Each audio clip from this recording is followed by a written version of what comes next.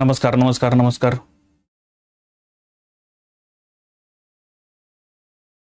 Good evening दोस्तांनो.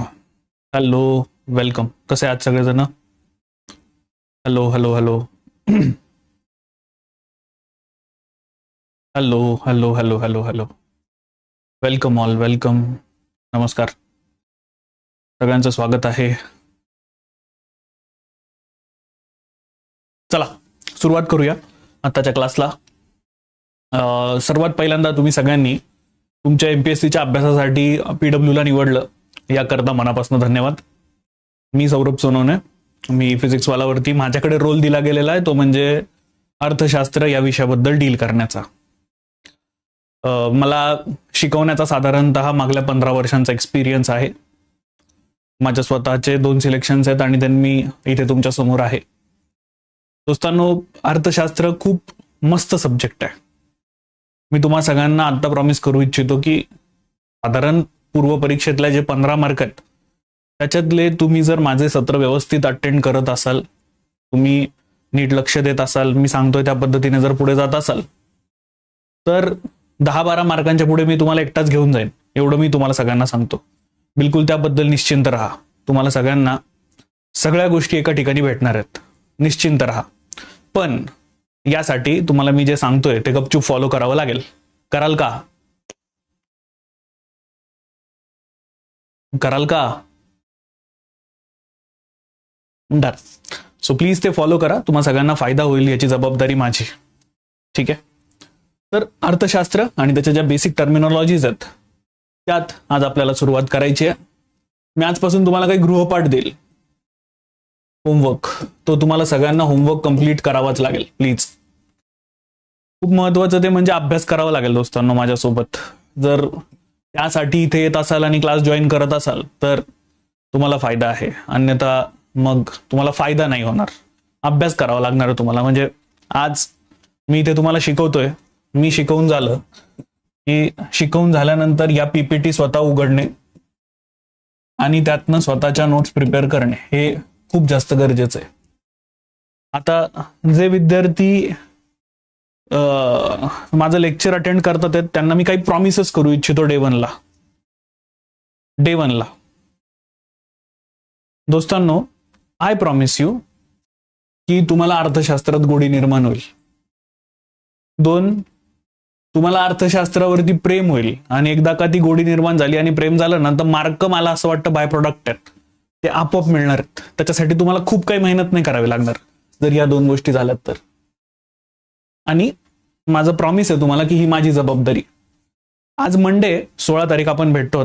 Tuesday, Wednesday, Thursday, Friday 19 तारखेला मी तुम्हाला सर्वांना विचारणार आहे. आणि देवाकृपेने 19 तारीख 19 फेब्रुवारी मी तुम्हाला काही सांगायची गरजच नाही की महाराष्ट्राच्या इतिहासाला म्हणजे उजाळा देणारी गोष्ट आहे आणि ती आपल्यासाठी महत्वाची गोष्ट आहे. त्याच दिवशी मी तुम्हाला विचारेल संध्याकाळी ह्याच वाजता की बाबांनो, तुम्हाला अर्थशास्त्र समजतंय का आणि आता अर्थशास्त्र डोक्यात जातंय का आणि मार्क मिळतील का आता, तुम्हीच मला येत्या गुरुवारी सांगा.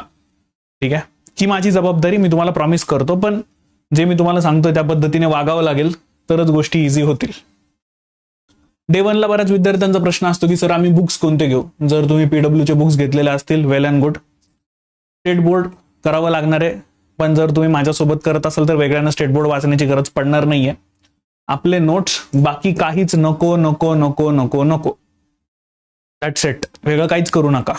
याचं पुस्तक, त्याचं पुस्तक, त्याचं पुस्तक, भारूड भरती नकोय आपल्याला, गरज पडणार नाहीये. मी जे घेतोय ते मोर दॅन सफिशियंट आहे. तुम्ही वेगळं काही करू नका. ठीक आहे. चला तर आता नोट्स कशा काढू, तर माझं सगळ्यांना तुम्हाला सांगणं आहे, प्लीज कृपया A4 साईज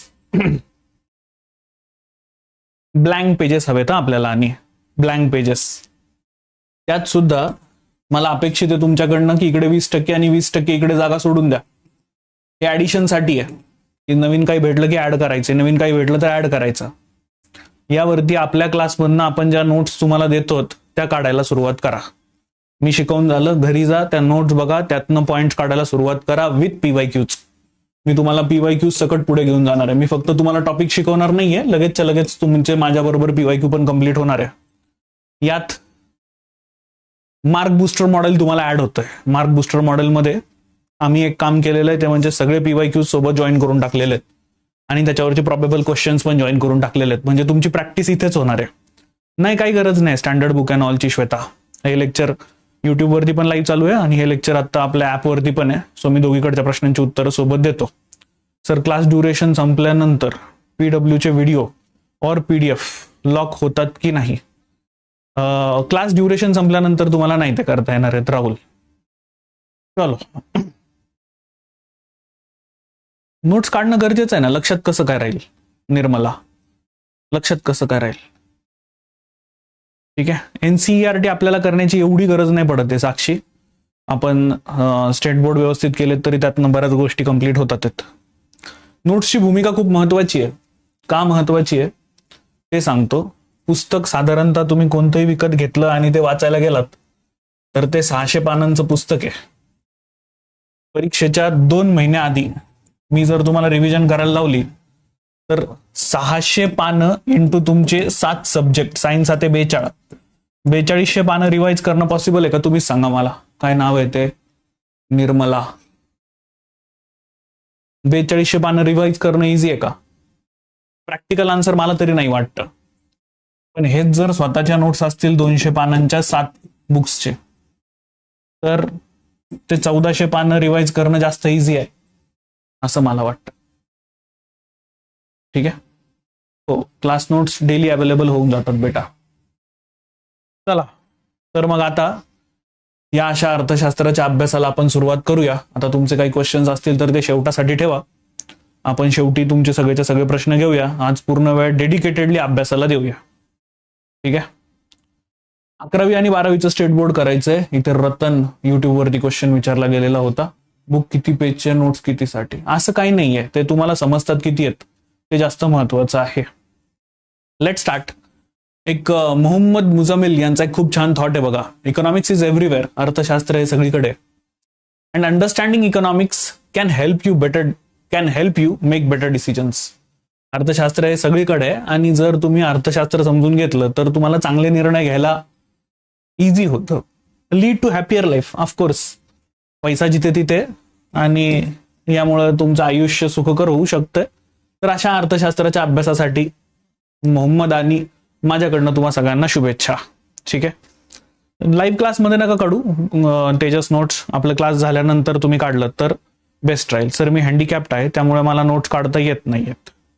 ठीक आहे. जर या सिच्युएशनला तुम्ही असाल तर खूप सारे असे प्रॉम्प्ट आहेत तुमच्या मोबाईलवरती सुद्धा की तुम्ही बोललात की तुमचा मोबाईल तुमचा ऐकत जाणार आहे. मग शुभम काय करा, लेक्चर झाल्यानंतर PDF बाजूला ओपन करा आणि त्या PDF मधनं सरळ सरळ तुमच्या त्या AI प्रॉम्प्टला बोलायला सुरुवात करा. त्यावरती तो तुमचे नोट्स काढून देईन. पण माझं असं म्हणणं आहे की देव ज्याला एक गोष्ट कमी देतो त्याला एक गोष्ट जास्त देत असतो. तुम्ही लिहू शकत नाही पण तुमची रिटेन्शन पॉवर ही खतरनाक असेल. त्यामुळे तुम्ही हे करा. बाकीच्यांना ही गोष्ट फॉलो होते का एकदा जरा बघा तरच करा. मी पुढे जातोय. Let start. तर दोस्तांनो, जरा नीट बघा. ही आहे अर्थशास्त्राची साधी सोपी आणि मस्त व्याख्या जी रिचर्ड लिप्सीनं दिलेली आहे. तो काय म्हणतो, माणसाच्या गरजा अमर्यादित. उदाहरणार्थ, माझ्याकडे ह्युंडाईची सँट्रो असेल, माझी इच्छा असते नाही मला तर ऑडीची A4 पाहिजे. पण मर्यादित आणि पर्यायी उपयोगाची साधनं आहेत. ऑफकोर्स माझ्याकडे असणारा पैसा आणि माझ्याकडचे रिसोर्सेस यांचा मेळ कसा घातला जातो त्या शास्त्राला म्हटलं जात असतं अर्थशास्त्र. अशी साधी सोपी आणि मस्त व्याख्या रिचर्ड लिप्सी इथं देताना आपल्याला दिसून येतो. अमर्याद गरजा, मर्यादित परंतु पर्यायी उपयोगाची साधनं यांचा मेळ कसा घालावा हे सांगणाऱ्या शास्त्राला अर्थशास्त्र असं म्हणतात. Economics is a study use of scarce resources to satisfy the unlimited human wants. The definition is given by Richard Lipsey. Economics is a science which studies the human behavior as a relationship between the ends and the scarce means which have alternative uses.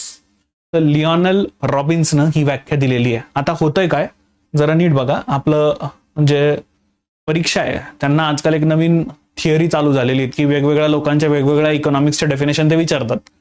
आता याच्यात समजून घेण्यासारखं काहीच नाहीये. याला रट्टाच मारावा लागेल. 1, 2, 3, 4 लोकांच्या या डेफिनेशन्स आहेत. मी तुम्हाला 2 मिनिटं देतोय. पटकन पॉज करा आणि या सगळ्याच्या सगळ्या डेफिनेशन आपल्याला नंतर बघायच्यात, हे फक्त लक्षात ठेवा. जमेल?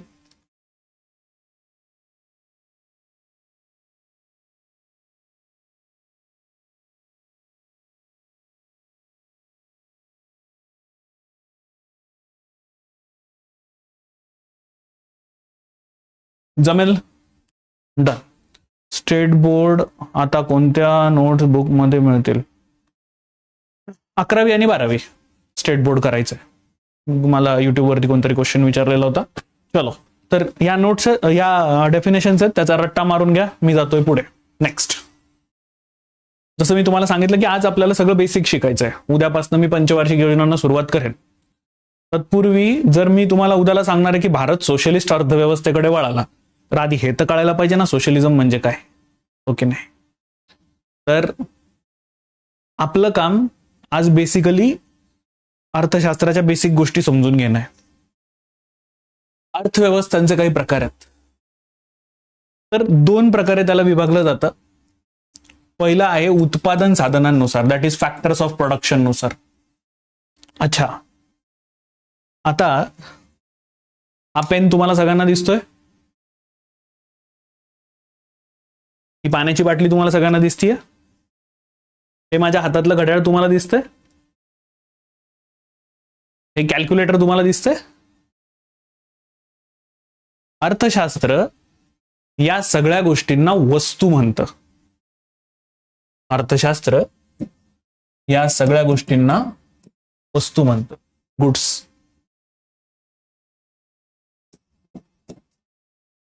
गुड्स नाही काढलात तरी चालणार आहे ऋतुजा. आत्ता लेक्चरवरती फोकस करा. लेक्चर झाल्यानंतर व्यवस्थित नोट्स तुमच्याकडे आल्या की त्याच्यापासून सुरुवात करा. अर्थशास्त्र ज्या डोळ्यांनी दिसणाऱ्या गोष्टी आहेत त्यांना गुड्स म्हणतात. आणि मागल्या 10 मिनिटांपासून मी तुम्हाला जे देतोय अर्थशास्त्र, त्याला सर्व्हिसेस म्हणतं, सेवा. अच्छा, आता मला वस्तू तयार करायच्या असू दे किंवा सेवा तयार करायच्या असू दे, मला उत्पादनाची घटकं लागणार आहेत. Factors of production. I need factors of production to produce goods, to produce services. वस्तू आणि सेवा तयार करण्यासाठी मला फॅक्टर्स ऑफ प्रोडक्शन लागणार आहेत. मग फॅक्टर्स ऑफ प्रोडक्शन कोणकोणते? पहिलं आहे लँड, भूमी. दुसरा आहे लेबर, श्रमिक. तिसरा आहे कॅपिटल, भांडवल. आणि चौथा आहे एंटरप्रेनर, दॅट इज संयोजक. उदाहरण देतो. आता पीडब्ल्यूचं लेक्चर तुमच्या समोर चाललेलं आहे. ह्या पीडब्ल्यूच्या लेक्चरमध्ये मला तुम्हाला जेव्हा लेक्चर डिलिव्हर करायचंय, मी तुम्हाला सगळ्यांना सेवा डिलिव्हर करतोय, सर्व्हिस देतोय. यासाठी मला लँड लागणार आहे. मी जिथे उभं आहे तिथून माझ्या पाठीमागे NH4 आहे, मुंबई बँगलोर हायवे. त्याच्यावरती उभं राहून मी तुम्हाला शिकवू शकतो का?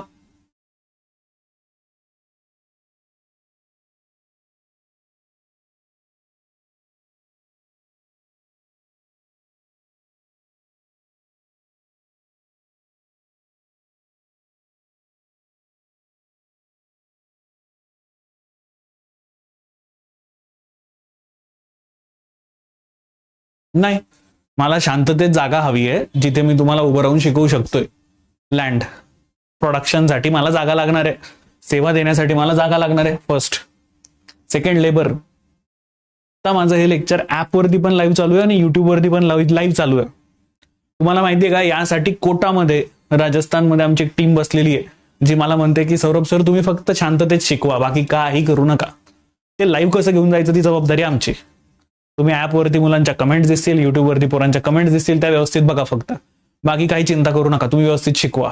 म्हणजे काय, पाठीमागे कोणीतरी काम करणारे आहेत जे मला बॅकबोन सपोर्ट देतात. नेक्स्ट, हे सगळं करण्यासाठी भांडवल लागणार आहे ना, फुकट काहीच होत नसतं. म्हणजे मी दरवेळेला म्हणत असतो आई आणि वडिलांचं प्रेम सोडलं तर या जगात फुकट काही भेटतं का? उत्तर नाहीये दोस्तांनो. आई आणि वडिलांचं प्रेम सोडलं ना तर या जगात फुकट काहीच नाहीये, काहीच नाही. हो, तर भांडवल, पैसा लागणार आहे सगळ्या गोष्टींसाठी. आणि मग या सगळ्यांच्या पाठीमागे इथे पीडब्ल्यू आहे, संयोजक. हे झाले फॅक्टर्स ऑफ प्रोडक्शन, उत्पादनाची घटक.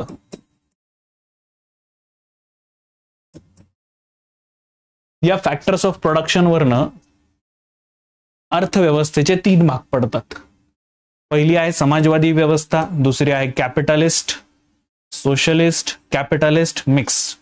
समाजवादी, भांडवलशाही आणि मिश्र यांचा डिटेल अभ्यास पुढे करणारच आहोत. बाजूला विकासाच्या अर्थव्यवस्थेनुसार किंवा विकासाच्या व्यवस्थेनुसार according to the stage of development 2 भाग पडतात. एक आहे डेव्हलप्ड इकॉनॉमी. माणसाला जगायला 4 महत्वाच्या गोष्टी लागतात: अन्न, वस्त्र, निवारा आणि आता सगळ्यात महत्वाचं ते म्हणजे शिक्षण. ज्या अर्थव्यवस्था त्यांच्या लोकांपर्यंत हे पोहोचवू शकतात अशा सर्व अर्थव्यवस्थांना विकसित अर्थव्यवस्था असं म्हणायचं, डेव्हलप्ड इकॉनॉमी. आणि ज्या पोहोचवू शकत नाहीत किंवा त्या देण्याच्या फेजमध्ये आहेत अशा सर्वांना म्हणायचं डेव्हलपिंग इकॉनॉमी. उदाहरणार्थ US विकसित अर्थव्यवस्था आहे, भारत विकसनशील अर्थव्यवस्था आहे. बरोबर बरोबर. जरा याच्या डिटेल्समध्ये जाऊयात आपण. लक्ष द्या प्लीज सगळ्यांनी. आता या अशा अर्थव्यवस्थांच्या प्रकारांमध्ये आपण जातोय, ज्याच्यात सगळ्यात पहिला प्रकार तो म्हणजे बोलत असताना येतोय, तो म्हणजे कमांड इकॉनॉमी. काय नाव आहे त्याचं? Command economy. कमांड इकॉनॉमी म्हणजे आदेशात्मक अर्थव्यवस्था. वरती तिथे सरकार बसलेलं आहे आणि ते सरकार आदेश देत आहे की हे करा किंवा हे करू नका. याला म्हटलं जातंय आदेशात्मक अर्थव्यवस्था. याला म्हटलं जातंय काय? आदेशात्मक अर्थव्यवस्था. जरा अजून चांगलं समजण्यासाठी मी जरा आत्ता इतक्यात आपण केलेले उत्पादनाची घटक इथं परत एकदा मांडून घेतो. भूमी, भांडवल, श्रम, संयोजक, लँड, लेबर, कॅपिटल, एंटरप्रेन्योर. जी अर्थव्यवस्था म्हणतीये की या सर्वांवरती समाजाचा म्हणजे सोसायटीचा हक्क असावा, अशा अर्थव्यवस्थेला चांगल्या भाषेत आपण समाजवादी किंवा सोशलिस्ट म्हणतोय. पण जी अर्थव्यवस्था म्हणतीये ना ना ना ना ना ना ना ना हे गडबड आहे, प्रायव्हेट सेक्टरला द्या याचे राईट्स, कॅपिटलिस्ट मंडळींना द्या याचे राईट्स. उदाहरणार्थ युनायटेड स्टेट्स ऑफ अमेरिकेमध्ये एका कंपनीच्या समोरचा रस्ता कंपनीने बनवायचा आहे, सरकार बनवून द्यायला येणार नाहीये. अशा प्रकारच्या अर्थव्यवस्थेला आपण म्हणतोय कॅपिटलिस्ट इकॉनॉमी, भांडवलशाही अर्थव्यवस्था.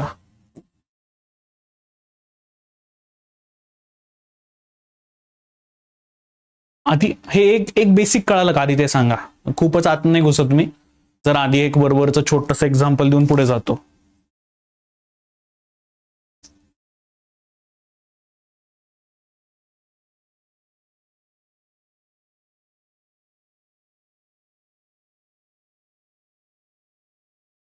काय तुमच्या कमेंट्स? कृष्णा, काय कमेंट आहे तुमची वरती? काय असं काही अभ्यासासाठीची आहे अशी काही महत्वाची कमेंट मला काय वाटत नाहीये, त्याच्यामुळे मी काय त्याच्याकडे आलो नाही. राजा, काय PYQ लवकरच होतील. अजून काय कंबाईन PYQ होतील लवकर. आता बॅचचे लेक्चर चाललेले आहेत, त्याच्यात मी आता SY ला आहे, मी FY ला आहे. तर मी सांगितलं की आपण बाकीच्या ज्या कमेंट्स आहेत ज्या ह्या सेक्शनशी रिलेटेड नाही आहेत कृष्णा, त्या सगळ्यात शेवटी बघूया. ठीक आहे. आता आज शिकायला आपण इथे आलेलो आहोत कृष्णा. युट्यूबवरती पण हे लेक्चर लाईव्ह चाललेलं आहे ऍपवरच्या विद्यार्थ्यांना.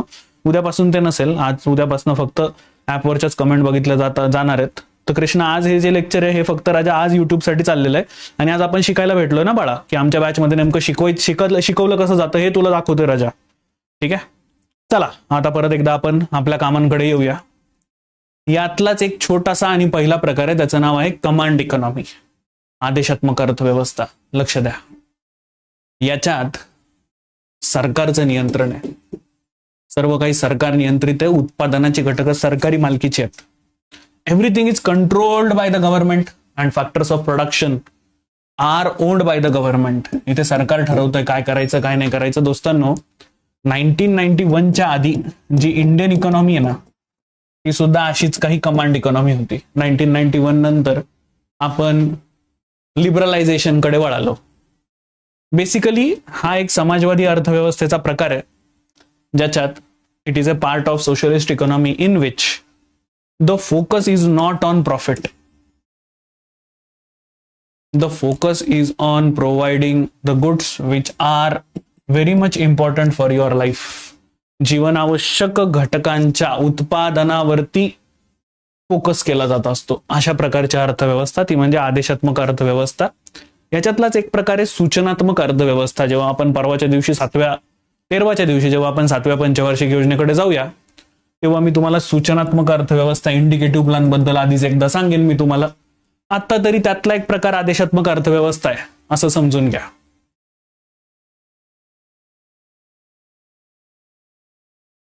प्रश्न आहे तुमच्या समोर, उत्तर द्यायचंय तुम्हाला. आज युट्यूबला लेक्चर लाईव्ह आहे, त्याच्यामुळे पोल देता येत नाहीये ऍपवरच्या विद्यार्थ्यांनो. उद्यापासून पोल पण असेल.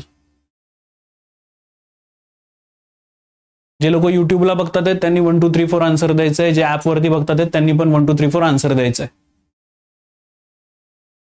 Who determines the factors and the prices in the command economy? सांकेतिक अर्थव्यवस्थेमध्ये उत्पादन आणि किमती कोण डिसाइड करतं? बोलो. Yes, the government is there आणि ते डिसाइड करत असतं what to do and what not to do. Done. चला पुढे जाऊयात आता आपण.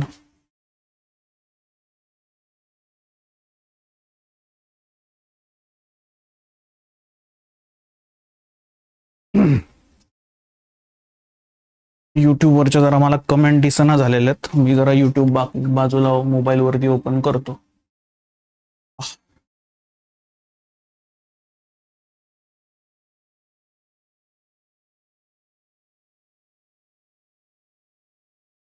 चलो, the next question is there.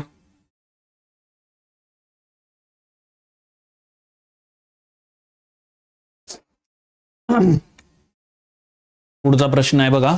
काय म्हटलं गेलेलं पुढच्या प्रश्नात? सांकेतिक अर्थव्यवस्थेत खालीलपैकी कोणता दोष प्रामुख्यानं आढळतो? आर्थिक विषमता, मंद निर्णय प्रणाली, ग्राहकांचा अतिप्रभाव.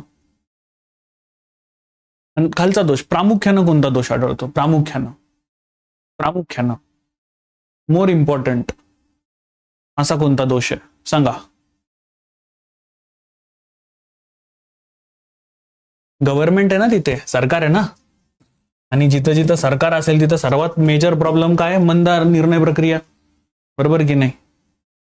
जिथं जिथं सरकार आहे तिथं सगळ्यात पहिल्यांदा आपल्याला काय जाणवतं? मंद प्रक्रिया आहे. आपल्याला तिथे डिसिजन घ्यायला वेळच लागतोय.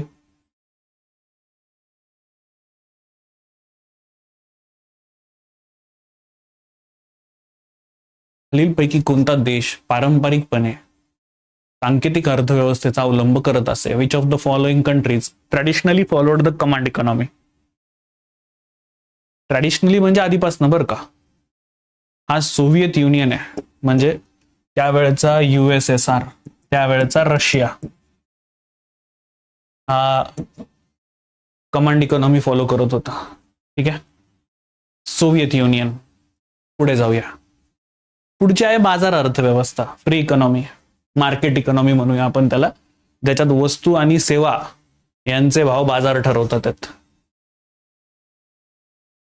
यांचे भाव कोण ठरवतात आहेत? बाजार ठरवतात आहेत. उदाहरणार्थ परवा 14 फेब्रुवारी झालं, सरकारने गुलाबाचा भाव ठरवला का रे?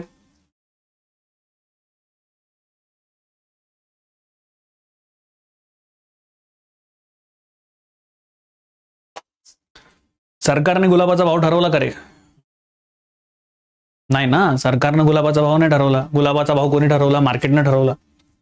जर त्या दिवशी गुलाब कमी आलेले असतील तर ऑफकोर्स भाव वाढणार. जर त्या दिवशी गुलाब जास्त आलेले असतील तर ऑफकोर्स भाव खाली पडणार. अशी अर्थव्यवस्था जी डिमांड आणि सप्लाय वरती चालते, मागणी आणि पुरवठ्यावरती चालते, जिथे सरकारचं नियंत्रण नाहीये. Government has no control. मागणी पुरवठा जिथे गोष्टी डिटरमाइन करतात आहेत. आणि सगळ्यात महत्वाचं, ज्याचा नफा हा मूळ आहे, प्रॉफिट इज द की. उदाहरण देतो. जनरल मोटर्स ही शेवरले नावाची गाडी काही दिवसांपूर्वी मार्केटमध्ये होती. तवेरा नावाची गाडी तुम्हाला सगळ्यांना माहिती असेल. आज ती कंपनी भारतात आहे का? नाहीये. त्या अमेरिकन कंपनीला कळलं हे लोक आपल्या गाड्याच घेईना, चला बाडगं बिस्तर उचलून घरी निघून गेले ते. हो की नाही? हो की नाही? हा, भाव जास्त असले तरी घेत असतील ना सर. आता मला माहिती नाही प्रतिमा ताई, माझं ना लग्न झालेलं आहे आणि माझी बायको माझ्याकडनं गुलाबाची डिमांड करत नाही, ती पाणीपुरी मागते. बाकी पाणीपुरीची कॉस्ट तर तीच होती 14 फेब्रुवारीला, त्याच्यामुळे मी तिला खायला घेऊन गेलेलो होतो. बाकी आता मला म्हणजे एक्झॅक्ट माहिती नाही गुलाबाचे काय भाव होते. एखाद्यानं कोणाला तरी दिलेला असेल तर जरा एकदा त्याला विचारून घ्या. ठीक आहे. Couples are responsible for this inflation. Very good Vaibhav. मला वाईट वाटतंय मित्रा, तुझं नक्कीच काहीतरी नसावं म्हणून ती ही कमेंट केलेली असणार आहे. पण ठीक आहे, इट्स ओके. देव करो पुढच्या 14 फेब्रुवारी पर्यंत तुला एखादी चांगली पोस्ट भेटो आणि तुझं पण लग्न हो. ऑल द व्हेरी बेस्ट बेटा. जाऊया पुढे. आणि ह्या दोघांचा संगम ज्या अर्थव्यवस्थेमध्ये आहे ती म्हणजे मिश्र अर्थव्यवस्था, ज्याच्यामध्ये सोशलिझम आणि कॅपिटलिझम या दोघांचंही लग्न लागलेलं आहे. अशी अर्थव्यवस्था ती म्हणजे दॅट इज कोणती? तर मिश्र अर्थव्यवस्था. समजलं इथपर्यंत?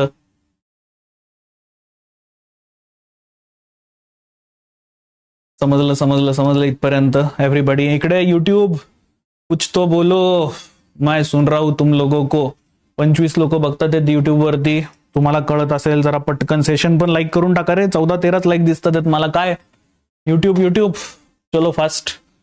हा चलो जाते आगे. नेक्स्ट. मग आता जरा ह्याच्यातले जे अंग आहेत ज्याच्यात कम्युनिझम, साम्यवाद, कॅपिटलिस्ट, भांडवलशाही आणि सोशलिझम, जरा यातला पण आपण पुढे घेऊन जाऊया. पहिले कम्युनिझम म्हणजे साम्यवादाकडे वळूया. या व्यवस्थेत उत्पादनाच्या घटकांवरती, स्रोतांवरती कुणा एका व्यक्तीचं आधिपत्य नाही. ही जी मालकी आहे ती समाजाची आहे. ही जी मालकी आहे ती कोणाची आहे? समाजाची आहे. Capitalist economy has a sufficient tax system. बोलूया आपण टॅक्स सिस्टम वरती पण बेटा. कामाची सर्वात समान विभागणी करण्यात येते योग्यतेनुसार, आवश्यकतेनुसार. सर्व लाभ हे साम्यवादी विचारसरणीचे पैलू आहेत. Equal division of labour, all the benefits are according to the merit and the needs are the main aspects of the communist ideology. Communist आयडियोलॉजीमध्ये त्या व्यक्तीला काय काम देऊ शकतोय ह्याच्यावरती त्याची जबाबदारी विभागली जात असते आणि एकाच व्यक्तीकडे भारूडभरती सगळंच देऊन ठेवलं जात नाही. उदाहरणार्थ चायनामध्ये आपण कम्युनिझमचा एक असा डेड एंड बघतो ज्याला मार्क्सिझम असं म्हटलं जात असतं. बेसिकली तसं काही चायनात उरलेलं नाही आता. चायना खऱ्या अर्थानं कॅपिटलिस्ट कंट्री आहे. पण चायनामध्ये नेमकं काय चाललेलं आहे हे आपल्याला कधीच कळून येत नाही, कारण त्यांनी त्यांच्या गव्हर्नमेंटला तसं ठेवलेलं पण आहे. इट्स नॉट लाईक की तुम्ही त्यांच्या झी जिनपिंगला शिव्या देऊ शकतात. हे तसं नाही आहे. उचलून घेऊन जातील तुम्हाला 20 वर्ष डायरेक्ट मध्ये. CPC communist party of China, तुम्ही त्यांना कम्युनिस्ट पार्टी ऑफ चायनाला काय बोलू सुद्धा शकत नाही. तिथे धरून हाणतातच डायरेक्ट मध्ये घेऊन जातात कोर्टातच. तिथला कोर्ट पण त्यांचाच आहे. डायरेक्ट 20 वर्षाची शिक्षा.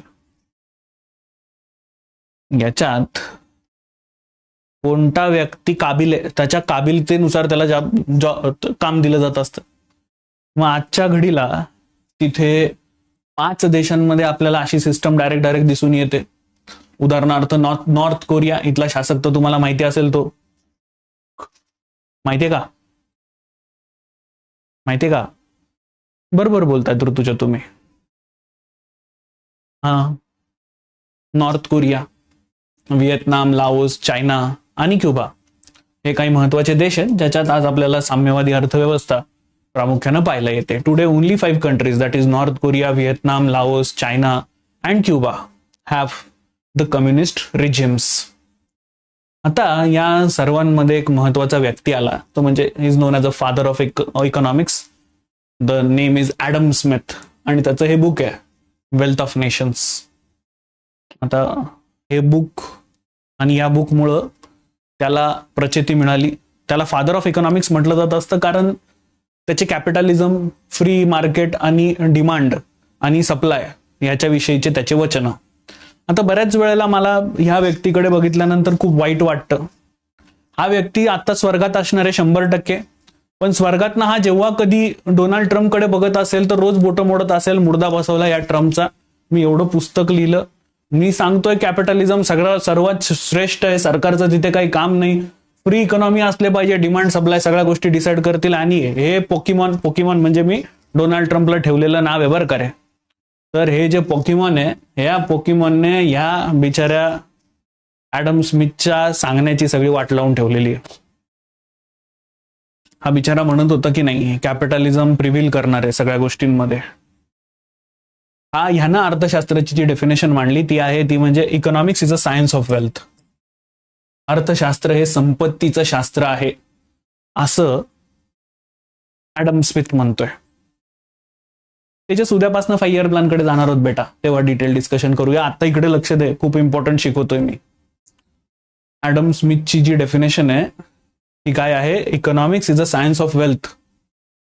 अर्थशास्त्र हे संपत्तीचं शास्त्र आहे. ही डेफिनेशन कोणी दिलेली आहे? तर ही डेफिनेशन ऍडम स्मिथनं दिलेली आहे. कोणी दिलेली आहे? ऍडम स्मिथनं दिलेली आहे. डेफिनेशन्स नीट लक्षात ठेवा. एमपीएससीचा मूड बदललेला आहे आता. हे सगळ्या डेफिनेशन्स वरती दणकावून क्वेश्चन विचारले जातात आता. याच्यात आता तो काय म्हणतो? ऍडम स्मिथ असं म्हणतो की तो प्रो कॅपिटलिझम आहे. ऍडम स्मिथनं भांडवलशाहीला पूरक अशी तत्व मांडली. Pro capitalist. तो म्हणतो की मुक्त, दॅट इज लेझा फेअर इकॉनॉमी असली पाहिजे. मी 2 मिनिटात तुम्हाला लेझा फेअरचं मिनिंग सांगणार आहे बरं का. बाजारपेठेतील उत्पादनाच्या घटकांवरती कोणीही नियंत्रण ठेवायचं नाही. No one should control market. म्हणजे बघा, मी जे मगाशी तुम्हाला सांगितलं की डोनाल्ड ट्रम्पला वरनं हा किती शिव्या घालत असणार आहे, समजतं मी का म्हणालो ते. हा म्हणतोय की सगळं मार्केट डिटरमाइन करेल आणि त्या पोकेमॉनला रोज काहीतरी होतं, तो रोज काहीतरी नवीन घेऊन येतो, ह्याच्यावर टॅरिफ, त्याच्यावर टॅरिफ, त्याच्यावर टॅरिफ, त्याला शांत बसताच येत नाही. म्हणून मी म्हणालो की अवघड आहे. तर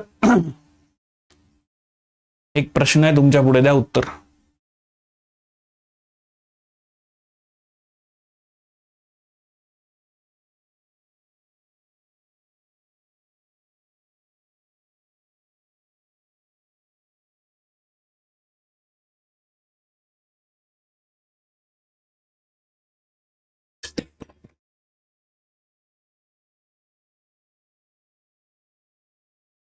बी ऍडम स्मिथ इज देअर, हो की नाही? ऍडम स्मिथ आहे तिथे, हो की नाही? चला मग पुढे.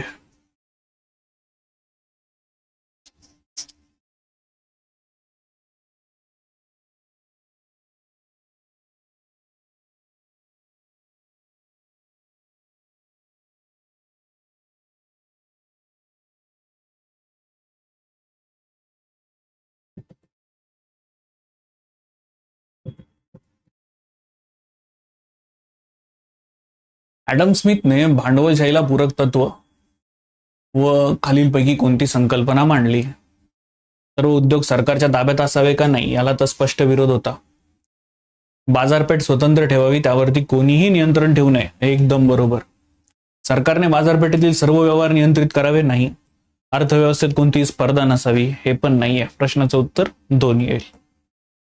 आता ज्याला त्यानं लेझा फेअर म्हटलं, ते लेझा फेअर म्हणजे वरती कोणीतरी कमेंटमध्ये सांगितलं, एकदम बरोबर आहे, की त्याच्यात सरकारचा हस्तक्षेप नसावा, पण त्याच्यात एक त्यानं अजून मेटाफर मांडली, ती म्हणजे इनव्हिजिबल हँड.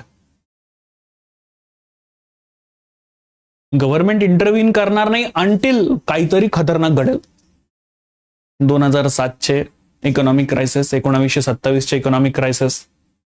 सरकार तोपर्यंत मध्ये येणार नाही जोपर्यंत काहीतरी एकदम हे असं किंवा हे असं घडणार नाही. Metaphor for the unseen forces that move the free market. अशी ही स्थिती की ज्याच्यामध्ये फ्री मार्केट हे रन केले जात असतात, तो म्हणजे इनव्हिजिबल हँड. आणि हा इनव्हिजिबल हँड म्हणजे तो गव्हर्नमेंटच आहे बरं का.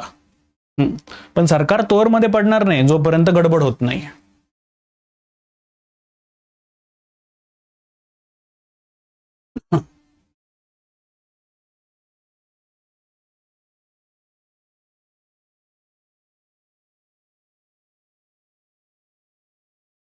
इनविजिबल हँड, अदृश्य हात, हीच संकल्पना मांडलेली होती आपल्या ॲडम भाऊ स्मिथने. बरोबर आहे. चला मग पुढे. नेक्स्ट, आता समजून घेऊया डिमांड. मागणी म्हणजे काय? अच्छा, तुम्हाला इथे yellow colour flying door Lamborghini दिसतीये सगळ्यांना?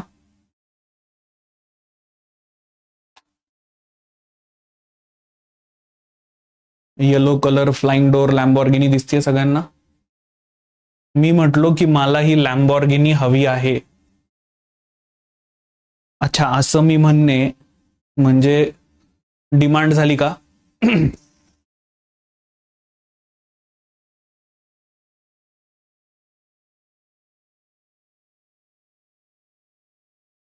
युट्यूब उत्तर द्या मला.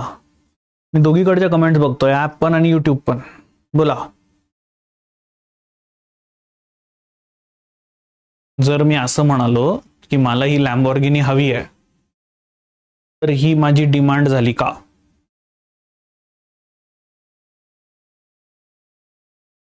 नाही, अर्थशास्त्र म्हणतं नाही ही डिमांड नाहीये. अर्थशास्त्र म्हणतं की ही फक्त माझी एक इच्छा आहे, डिझायर. विश. अर्थशास्त्र म्हणतं की जर ही लॅम्बोर्गिनी खरेदी करायला माझ्याकडे पैशाचं पाठबळ असेल, माझ्या खिशात 5 कोटी रुपये असतील, तर तर तर तर आणि तरच ही माझी डिमांड आहे.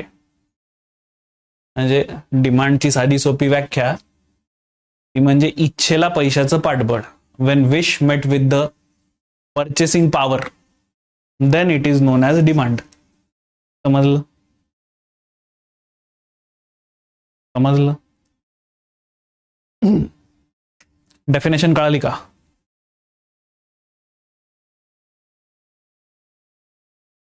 इच्छेला पैशाचं पाठबळ.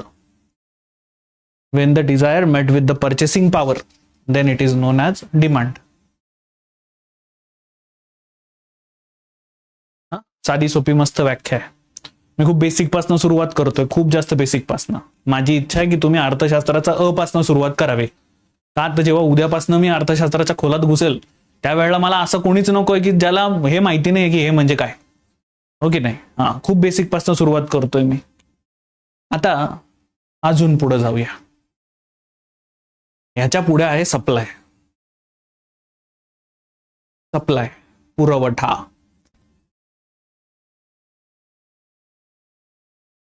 आता पुरवठा म्हणजे काय? इंटरेस्टिंग आहे. पुरवठा ही संसाधनाची रक्कम आहे. Supply is the amount of resources that firms, producers, labours provides the financial assets or other economic agents are willing and able to provide the marketplace or to an individual. पुरवठा ही संसाधनाची रक्कम आहे जी कंपन्या, उत्पादक, कामगार, आर्थिक मालमत्ता प्रदाते किंवा इतर आर्थिक एजंट बाजारपेठेला किंवा एखाद्या व्यक्तीला प्रदान करायला इच्छुक आणि सक्षम असतील. थांबा थांबा थांबा थांबा थांबा, याच्यात जायला नको. तुम्ही केली आहे डिमांड की सर आम्हाला राज्यसेवा आणि कंबाईन पूर्व परीक्षेसाठी लागणाऱ्या अर्थशास्त्रासाठी, एमपीएससीच्या परीक्षांसाठी आम्हाला अर्थशास्त्राचं काय काय गोष्टी महत्वाच्या आहेत त्या जरा शिकवा तर बरं. तुमची आली डिमांड, त्याला मी जे तुम्हाला प्रोव्हाइड करतोय त्याला अर्थशास्त्र म्हणतंय सप्लाय. इतकं साधं सोपं. समजलं का?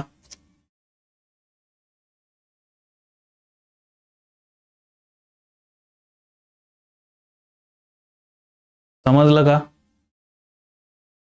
इकडे युट्यूब, हे आपल्या प्रिलिम्सच्या बॅचचं पहिलं सत्र आहे. युट्यूबवरचे विद्यार्थी, पहिलं सत्र आम्ही तुमच्या सर्वांसाठी फ्री ऑफ कॉस्ट उपलब्ध करून दिलेलं आहे. सो तुम्ही ते आत्ता बघता आहात.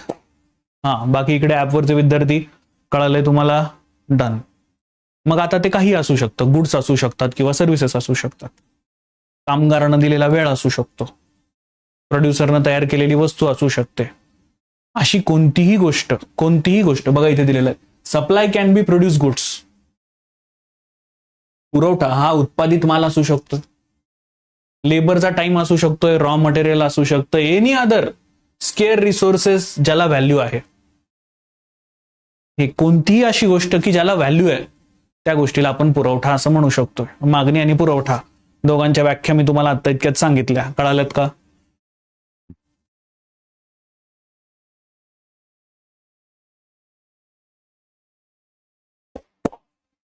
Very good. चला मग there is a law of demand. बऱ्याच ठिकाणी येणार आहे त्यामुळे त्याला व्यवस्थित समजून घ्या. There is a law of demand. मागणीचा नियम आहे. जेव्हा जेव्हा वस्तूची किंमत वाढते तेव्हा तेव्हा मागणी कमी होते. उदाहरण घेऊया.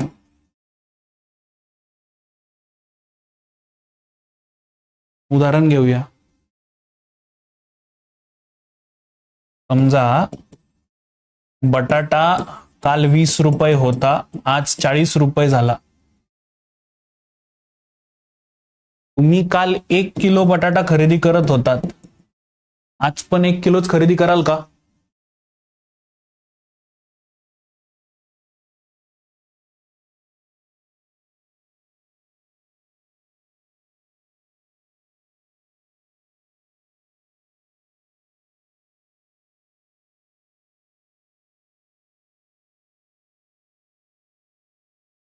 नाही.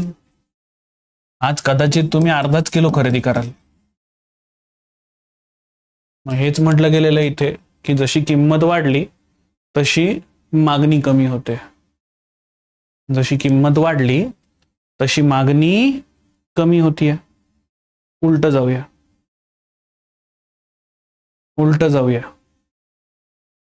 मागणीचा नियम पुढे जात म्हणतो की जेव्हा किंमत कमी होते तेव्हा मात्र मागणी वाढते.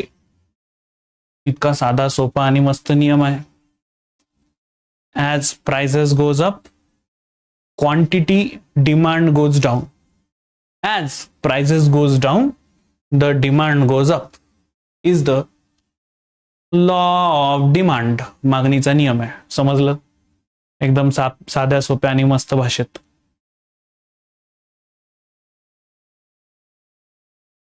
But keep this in mind that law of demand depends on the price. मागणीचा नियम हा किमतीवरती डिपेंड आहे.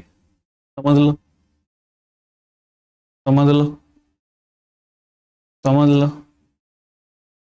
वरती कोणतरी मायक्रो आणि मॅक्रो घ्या असं सांगितलं होतं, तर बाळा बिलकुल चिंता करू नको. बाप का, भाई का, दादा का, सब का बदला लेगा तेरा ये फैजल. तू काही चिंता करू नको, मी सगळं शिकवतो तुला. मी तुम्हाला काय सांगितलेलं आहे काहीच पाठीमागे ठेवलं जाणार नाही. काहीच नाही. आज डे 1 आहे. डे 1ला आधी अर्थशास्त्राला समजून घेऊया. म्हणजे उदाहरणार्थ सौरभ, तू प्रश्न विचारलेला होतास ना मला, 14 फेब्रुवारीला तू तुझ्या मैत्रिणीला जाऊन भेटला. तू पहिल्याच दिवशी सुरू करतो का?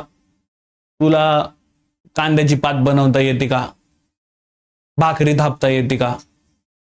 मग तुला चूल पेटवता येते का? तू असं केलं तर ती तुला तुझं नाव बी सांगणार नाही.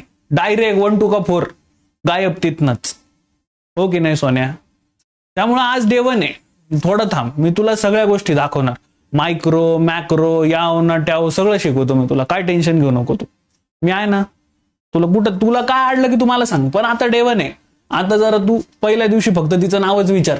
बाई तुझं नाव काय, कोणत्या गावची आहेस तू, नाही तर तुझं 14 फेब्रुवारी खराब व्हायचा. हो की नाही? हे कामाला आता या मागणीच्या नियमाला एक अपवाद आहे. या मागणीच्या नियमाला एक अपवाद आहे. तो अपवाद कोणता? तो अपवाद म्हणजे गिफ्ट गुड्स. हा सिद्धार्थ, तुझा आयफोन येणार, मला माहिती आहे तुझा प्रश्न येणार. त्याच्या आधीच मी तर मागणीच्या नियमाचा अपवाद मांडला इथे. गिफ्ट गुड्स, मराठीमध्ये त्यांना जिफेन वस्तू म्हटलं जातं. अशा वस्तू ज्या मागणीच्या नियमाला अपवाद आहेत. उदाहरणार्थ जसं आता इतक्यात इथे सिद्धार्थनं प्रश्न विचारलेला अगदी तोच प्रश्न. आयफोनच्या बाबतीमध्ये मागणीचा नियम कामी पडतो का?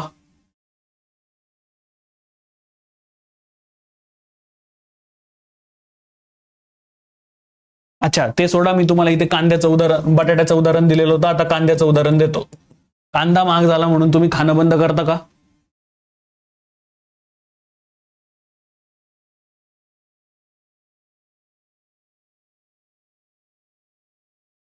नाही. या काही अशा गोष्टी आहे की ज्यांची किंमत वाढली तरी त्यांची डिमांड मात्र वाढतेच आहे.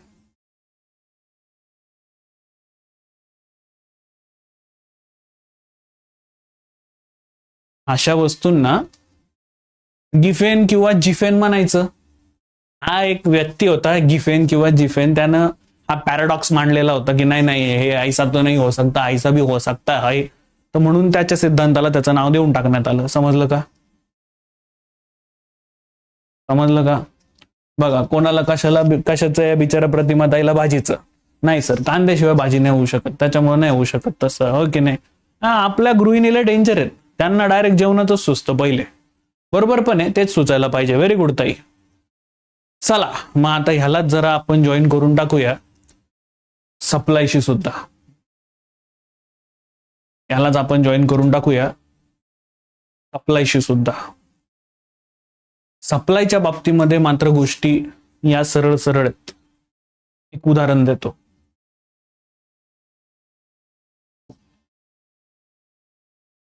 बटाट्याचा भाव कमी झाला तर शेतकरी मोठ्या प्रमाणात बटाटा मार्केटमध्ये टाकेल का?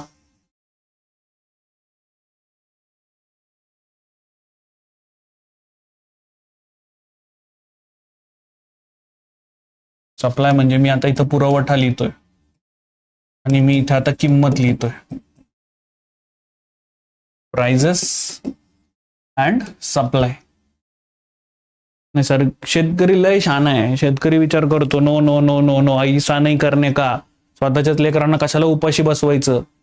सगळे बटाटे वेअर हाऊस मध्ये टाका, स्टोर रूम मध्ये टाका, भाव येईल तेव्हा बघू. जेव्हा किंमत कमी होतीये तेव्हा पुरवठा पण कमी होतोय. वर आज जेव्हा किंमत वाढतीये तेव्हा शेतकरी पहिले जाऊन ट्रॉली मार्केट यार्डला लावणार. अय भाऊ, बाकीच्यांचा बटाटा नंतर, आधी माझा उतरव. भाव वाढला की सप्लाय पण वाढणार. मग आता असं मागणी आणि पुरवठ्याला जरा एकत्र करूया. तर जरा नीट बघा, इथे किंमत वाढली की सप्लाय वाढतो मात्र डिमांड कमी होते. वरॅज जर किंमत कमी झाली तर सप्लाय कमी होतो आणि डिमांड मात्र वाढताना दिसते. बरोबर का?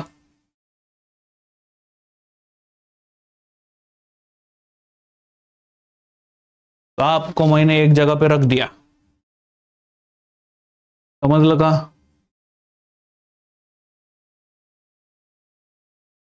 सर्वांना पट पट झटपट पटापट सांगा, पुढे जायचं आपल्याला. इकडे युट्यूब बरेच वेळ झाले तुम्ही लोक मला उत्तर देईना झालेलात. हा, नवीन आलेल्यांनी कृपया सत्राला लाईक करून घ्यावे ही मंडळाची नम्र विनंती. चला, दिलं की एक्झाम्पल कैलाश. अरे सोन्या, बटाट्याची किंमत वाढली तर बटाट्याचा सप्लाय पण वाढणार ना. पण तेवढ्या मोठ्या प्रमाणात तू बटाटा खरेदी करशील का?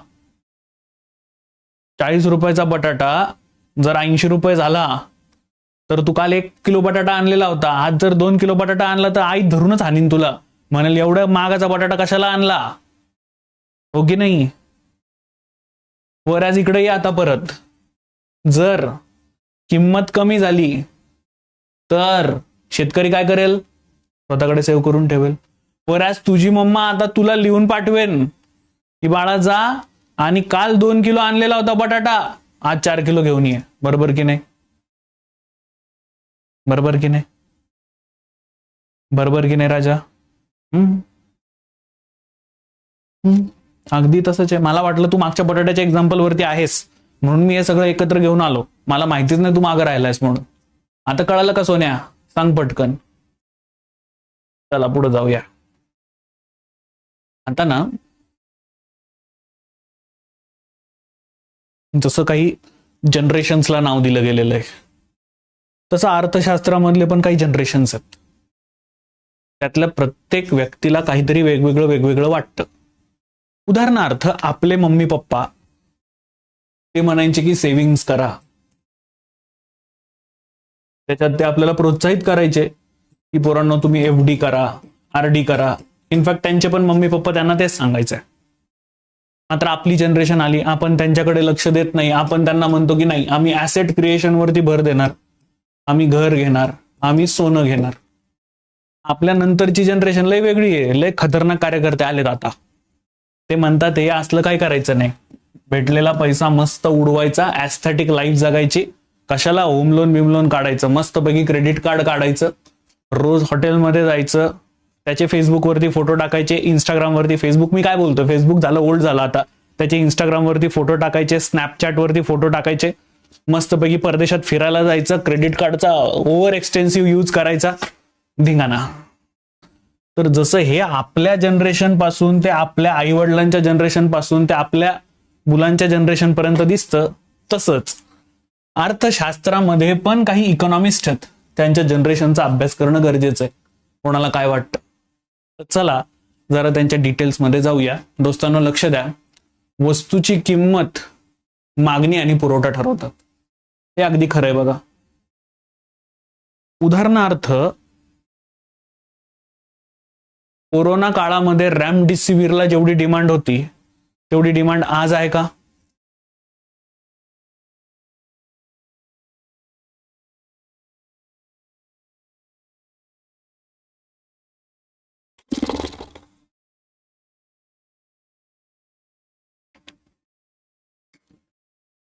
त्यावेळेला रॅमडेसिवीर 999 रुपयाचं 99,000ला मिळालेलं होतं.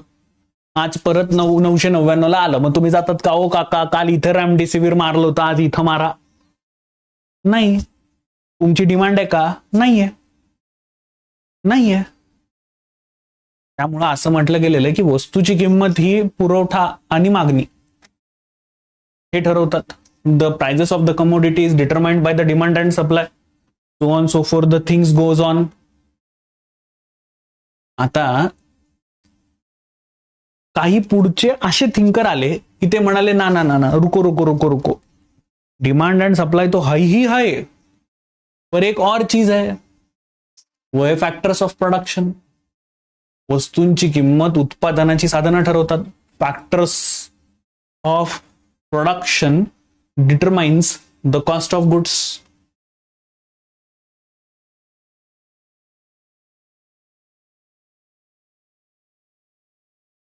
Cost of goods is determined by the factors of production. एक उदाहरण देतो, भारीवालं 5 स्टार हॉटेल मधलं जेवण, उदाहरणार्थ ताजमध्ये मिळणारा 250 रुपयाचा चहा आणि टपरीवरती मिळणारा 10 रुपयाचा चहा, याच्यात फरक फॅक्टर्स ऑफ प्रोडक्शन उत्पादनाच्या साधनांचा आहे, बरोबर का?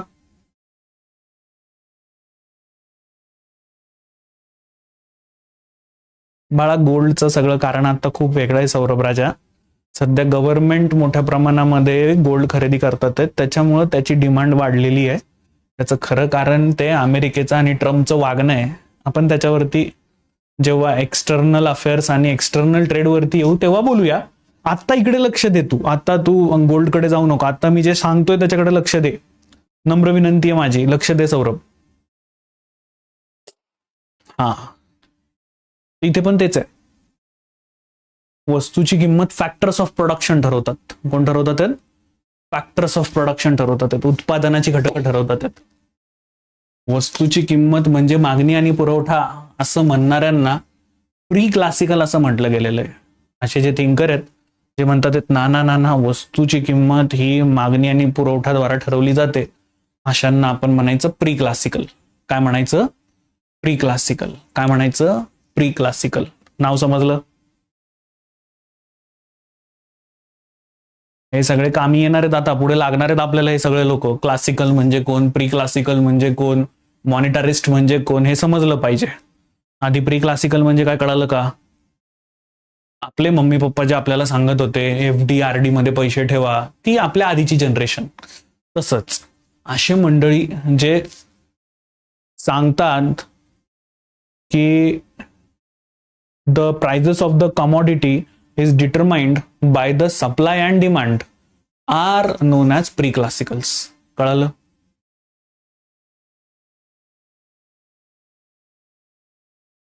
कळालं? कळालं? शांततेत जाऊया पुढे. ठीक आहे, चलो नेक्स्ट. आता ह्याच्यानंतरची जनरेशन आली. ते म्हणाले थांबा, फक्त डिमांड आणि सप्लाय काय करतात, अजून काही गोष्टी पण मॅटर करतात, त्यांच्याबद्दल पण बोला. वस्तू तयार करायला मानवी श्रम खूप महत्वाचे, कारण वस्तू तयार करणं आणि विकणं यामध्ये मानवी श्रम महत्वाचे असतात. असं म्हणणाऱ्यांना आपण क्लासिकल थिंकर म्हणतो. Labour is very important. The value of the commodity is the human labour poured in to it. असं म्हणणाऱ्यांना क्लासिकल थिंकर म्हटलं गेलं आणि या थिअरीला the labour theory of value म्हटलं गेलं. नाही कळालेलं आहे मला माहिती आहे, मी समजावून सांगणारे, चिंता करू नका. माझ्या आईनं बनवलेली खिचडी आणि मी हॉटेलमध्ये खाल्लेली खिचडी, हॉटेलमध्ये जरी त्याची कॉस्ट 500 रुपये असली तरी माझ्या आईनं बनवलेली खिचडी त्याच्यात 10 पट चांगली असते. 10x म्हणेल मी, प्राइस काय त्याच्यात देताच येणार नाहीये मला, पण त्याच्यात 10 पट माझ्या आईनं बनवलेली खिचडी चांगली असते. मग असे थिंकर जे म्हणतात की वस्तूची किंमत हे म्हणजे त्यात ओतलेले मानवी श्रम. The labour is very important to produce the goods. The value of the commodity is the human labour poured in to it. थांबा,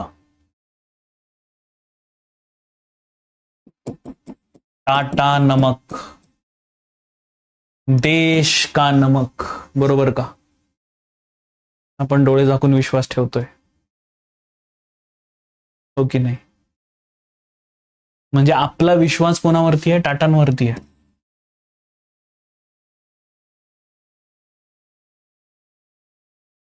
थांबा, अजून एक मी तुम्हाला एक्झाम्पल देतो आणि भारीवाला.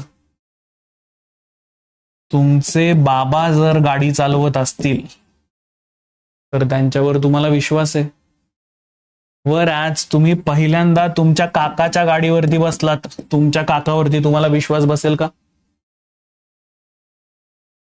याचं उत्तर व्यक्तिपरत्वे वेगळं असेल. पण इकॉनॉमिक थिंकर्स म्हणतात की माणसानं जर त्या गोष्टीमध्ये श्रम ओतलेले असतील म्हणून त्या गोष्टीला किंमत येत असते, म्हणून तिला म्हटलं गेलेलं होतं लेबर थिअरी ऑफ व्हॅल्यू. आणि अशी थिअरी मांडणाऱ्यांना क्लासिकल थिंकर म्हटलं गेलं. आणि त्यात ॲडम स्मिथ येतो, तो फादर ऑफ इकॉनॉमिक्स आहे ना, तो यात येतो. समजते? समजते? परत एकदा सांगतो. जे म्हणतात की वस्तू आणि सेवा यांवरनं वस्तूची किंमत ठरते. The prices of the commodity is determined by the demand and supply. जे असं म्हणतात की वस्तूची किंमत ही मागणी आणि पुरवठ्याद्वारा ठरते, अशा मंडळींना म्हणायचं प्री क्लासिकल. वरॅज असे मंडळी जे म्हणतात नाही नाही नाही नाही, ह्युमन व्हॅल्यू खूप महत्वाची आहे, असं म्हणणाऱ्यांना म्हणायचं क्लासिकल. समजलं?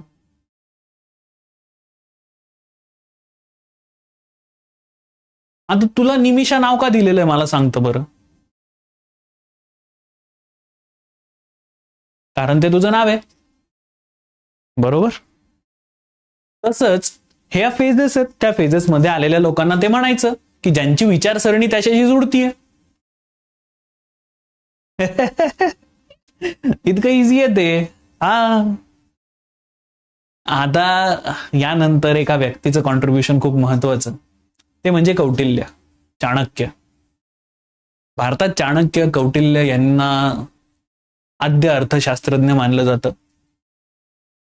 त्यांनी त्यांचं लिहिलेलं पुस्तक ते म्हणजे कौटिल्याज अर्थशास्त्र. ठीक आहे, ठीक आहे.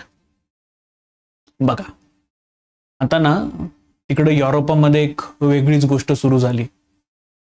इथे प्लुटो आणि अरिस्टॉटल या दोघांनी तत्वज्ञानाचा एक भाग म्हणून अर्थशास्त्राचा अभ्यास चालू केला.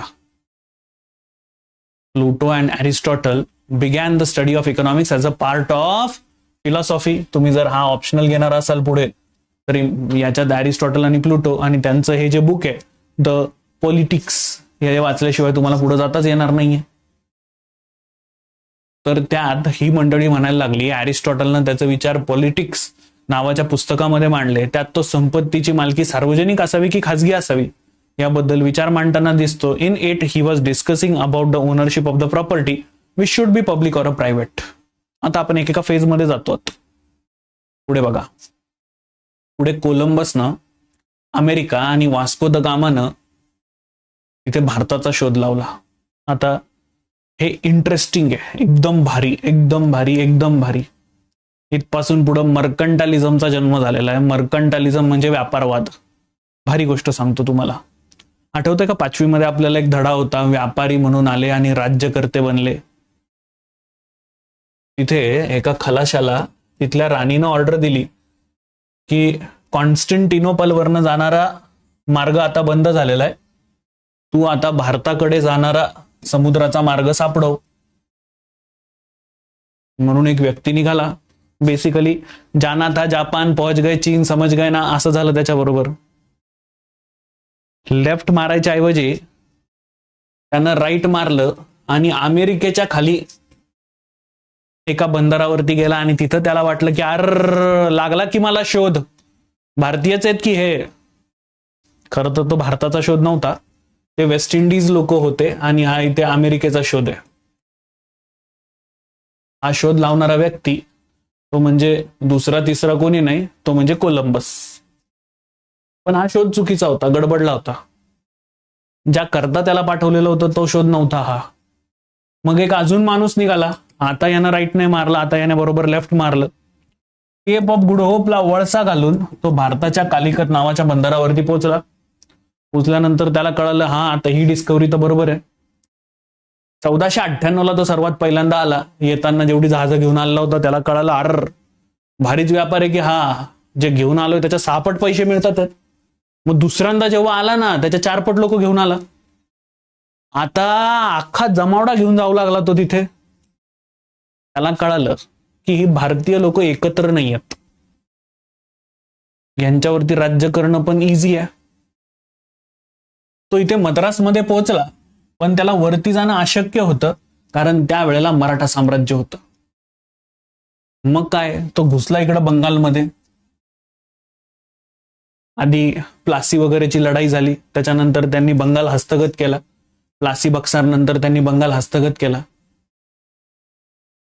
पण त्यांना कळालं की ह्या लोकांना यांच्यामध्येच उलझवत ठेवायचं, यांची जमीन ॲक्वायर करायची आणि ह्यांच्यावरतीच राज्य करायचं, ह्यांच्याच वस्तू घ्यायच्या, यांनाच महागानं विकायचं आणि सगळा पैसा घेऊन जायचा आपल्या देशामध्ये. या नवीन थिअरीला नाव आलं ते म्हणजे मर्कंटालिझम, व्यापारवाद. समजलं? समजलं? इसकी टोपी उसके सर. युरोपियन सत्तांनी व्यापाराच्या बेतानं अनेक राज्य हस्तगत केले. संपत्ती म्हणजेच व्यापार, इथं व्यापारवादाचा जन्म झाला. European powers conquered many states for the purpose of trade. Wealth means trade and mercantilism borns here. समजलं? समजलं? समजलं? चलो पुढे जाऊया. आता इथं मात्र एक वेगळा व्यक्ती आला, त्याचं नाव कार्ल मार्क्स. त्याचं नाव कार्ल मार्क्स. त्यानं एक पुस्तक लिहिलं, त्याचं नाव दस कॅपिटल. तुम्हाला इथे बाजूला दिसतंय ते पुस्तक, दस कॅपिटल. काय नाव? दस कॅपिटल. पुस्तकाचं नाव नीट लक्षात ठेवा.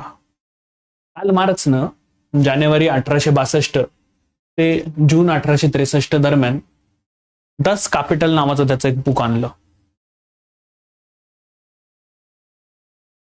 आता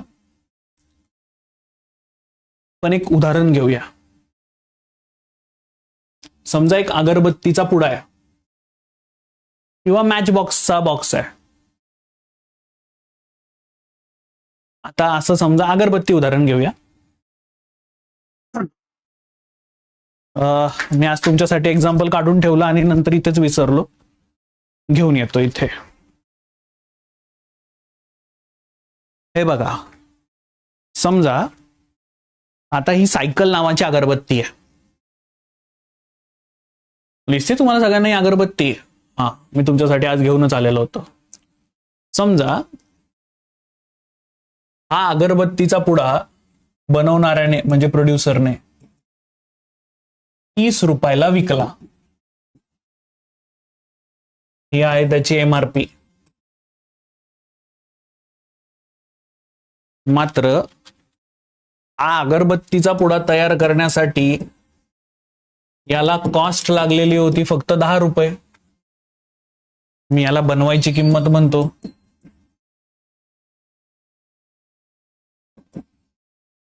म्हणजे अर्थ सरळ साधा आहे की हा जो कोणी प्रोड्युसर आहे त्यानं 20 रुपये कमवले, बरोबर का?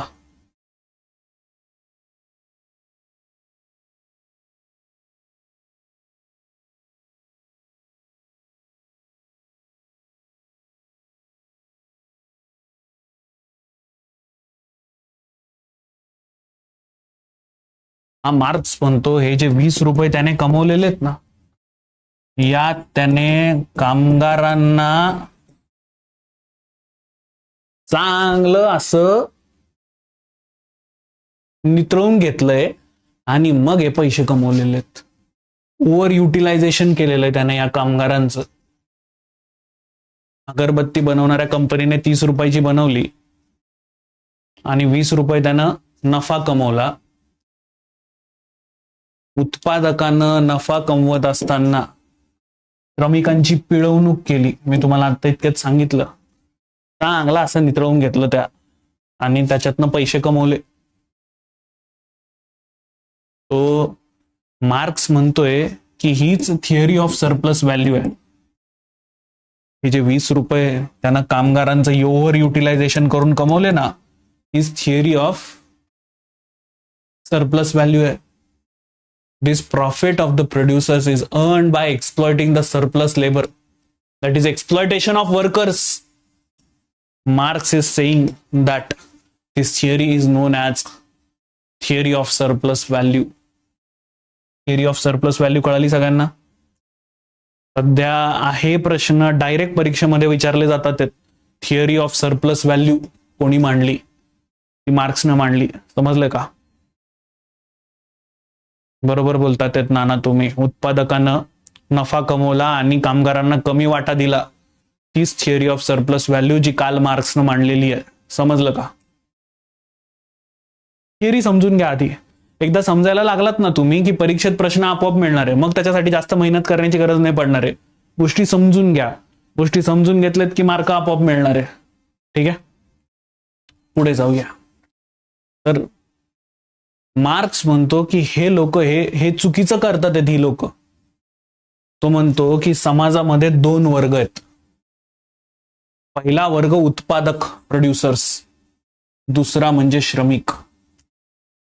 First is producer and second one is worker. या दोघांमधलं रिलेशन हा समाजाचा पाया आहे, अर्थव्यवस्थेचा पाया आहे. या दोघांमधला संबंध अर्थव्यवस्थेचा पाया असतो.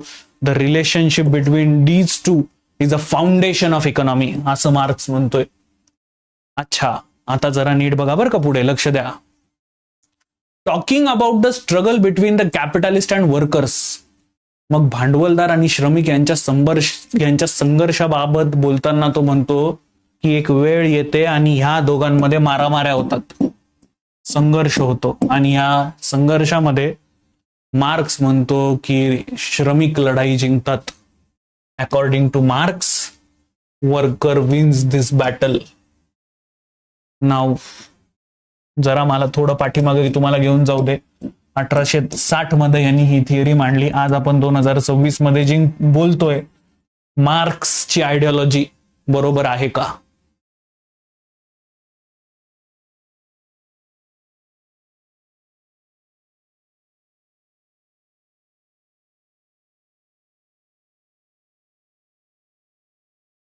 तुम्ही सांगा मला. मी काय माझ्या तोंडानं काहीच बोलणार नाहीये.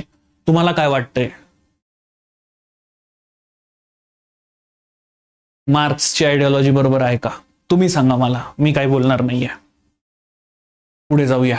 भांडवलशाही, ज्याच्याकडे भांडवल आहे तो राज्यव्यवस्था चालवतो. Capitalism in which whoever owns the capital runs the state. मार्क्सच्या मते भांडवलदार आणि श्रमिक यांच्यात वर्ग संघर्ष होतो आणि यात भांडवलशाहीचा नाश होतो.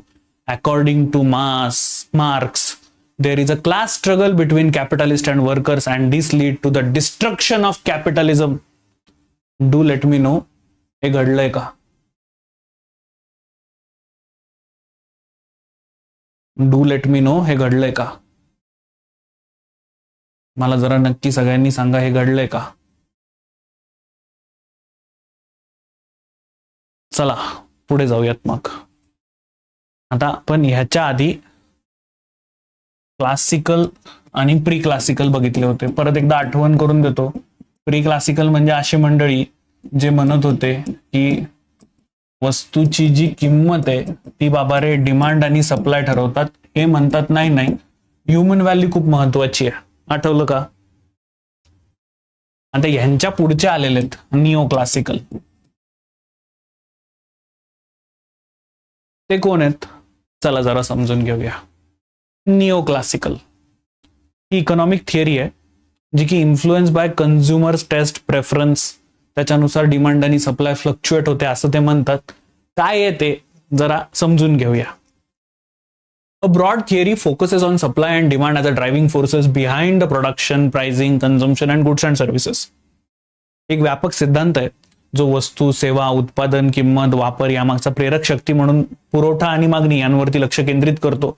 स्टॅनली, त्याच्यानंतर मारिया, त्याच्यानंतर लिओन, त्याच्यानंतर वेल्फ्रेडो, हे सर्व अर्थतज्ञ याच्यातले मानले जातात. पण अजून थिअरी काय ही तुम्हाला कळालेलीच नसेल.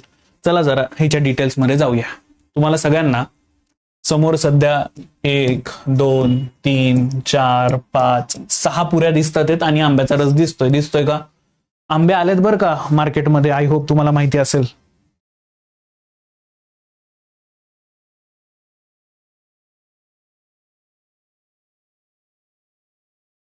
आता समजा मी या 6 पुऱ्या खाल्ल्या, मला जाम भूक लागलेली होती, या 6 पुऱ्या मी खाल्ल्या आणि हा रस पण मी मारला. माझं पोट एकदम टमटमीत भरलं आणि अशा वेळेला जर मला कोणी पाणीपुरी ऑफर केली तर मला पाणीपुरीमध्ये उपयुक्तता सापडेल का?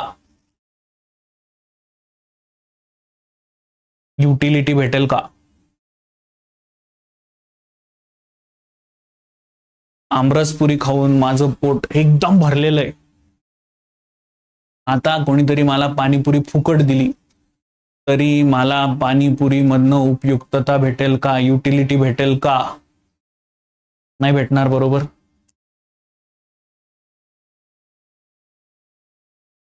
बरोबर. इकडे युट्यूब तुम्ही लोक मला उत्तर देत नाही आहेत. आदित्य, तू 11वीतच आत्तापासून अभ्यास करतोय. व्हेरी गुड बेटा, व्यवस्थित अभ्यास कर राजा. बिलकुल भेटणार नाही ना?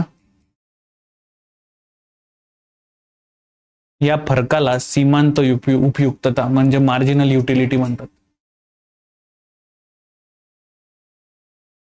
माझं पोट भरलेलं आहे, मला आता पाणीपुरीपासनं 0 युटिलिटी मिळणार आहे.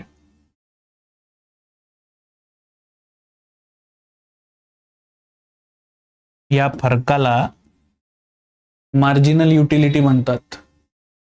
हे येणारे नेक्स्ट जनरेशन मधले जे अर्थतज्ञ आहेत ते म्हणतात की वस्तूची किंमत मागणी पुरवठा नाही तर सीमांत उपयुक्ततेवरनं पण ठरू शकते. यालाच मार्जिनल युटिलिटी थिअरी असं त्यांनी नाव दिलं. आणि यात येणारे थिंकर्स म्हणजे ते सर्वेच्या सर्वे निओ क्लासिकल्स. ही जी थिअरी मांडली गेली तिचं नाव मार्जिनल युटिलिटी थिअरी. आणि यात येणारे थिंकर्स ते म्हणजे कोण, तर ते म्हणजे सगळेच्या सगळे निओ क्लासिकल्स. आता जरा परत एकदा पाठीमागे माझ्या पेजवरती येतो. प्री क्लासिकल जे म्हणतात डिमांड आणि सप्लाय ठरवते. क्लासिकल म्हणतात नाही नाही ह्युमन व्हॅल्यू आहे. हे म्हणतात अहो थांबा, डिमांड सप्लाय तर आहेच आहे, ह्युमन व्हॅल्यू तर आहेच आहे, थांबा, मार्जिनल युटिलिटी पण मॅटर करतीये. यावरनं वस्तूची किंमत ठरेल. नाहीतर आमरसपुरी खाऊन झाल्यानंतर मी 10 रुपये तरी पाणीपुरीवाल्याला देईल का?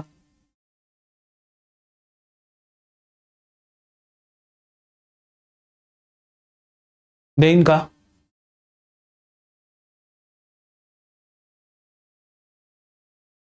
बोला, 10 रुपये तरी मी पाणीपुरीवाल्याला देईन का? नाही देणार. मग हे जे नवीन आलेले कार्यकर्ते आहेत या कार्यकर्त्यांचं नाव निओ क्लासिकल्स. समजलं? समजलं? समजलं? हा, चलो चलो चलो, डन. आता एक इंटरेस्टिंग पार्ट पुढे झाला. एक मिनिट थांबा, माझी मुलगी आहे, तू हे खा, ते झालं की मग मी तुझ्याशी बोलतो. 10-20 मिनिटं थांब, माझं लेक्चर संपतच आहे. आय एम सॉरी, माझी मुलगी आहे आणि जरा आज तिला सांभाळण्याची जबाबदारी माझ्यावरती होती. तसंच आज तुमची बॅच घेण्याची जबाबदारी पण माझ्यावरती होती. तर 2-3 जबाबदाऱ्या जरा एकत्र पार पाडतोय. इथे ऍपवर शिकवतो, इकडे युट्यूब पण, आणि इकडे मग मुलीला पण सांभाळण्याची जबाबदारी आज माझ्यावरती आलेली आहे. तर थोडं सॉरी, कुठे तुम्हाला तिचा आवाज येत असेल तर. तसं येणार नाही. हा जो नवीन माईक मी बसवलेला तो माझा इथलाच आवाज घेतो, आजूबाजूचा माईक आवाज घेतच नाही. आता फर्स्ट वर्ल्ड वॉर झालं, यानंतर काय झालं, वर्साईचा तह झाला. आता फर्स्ट वर्ल्ड वॉर का झालं, कशासाठी झालं, तो सगळा हिस्ट्रीचा विषय आहे. मी त्याच्याकडे जाणार नाही, माझ्याकडे अर्थशास्त्र आहे. तर फर्स्ट वर्ल्ड वॉर नंतर काय झालं, वर्साईचा तह झाला, ट्रिटी ऑफ वर्साई. अख्ख्या जगानं मिळून जर्मनीवरती अटी लादल्या की तू हे करायचं, ते करायचं, ते करायचं. त्या सगळ्या अटी जर्मनीवरती लादून टाकल्या.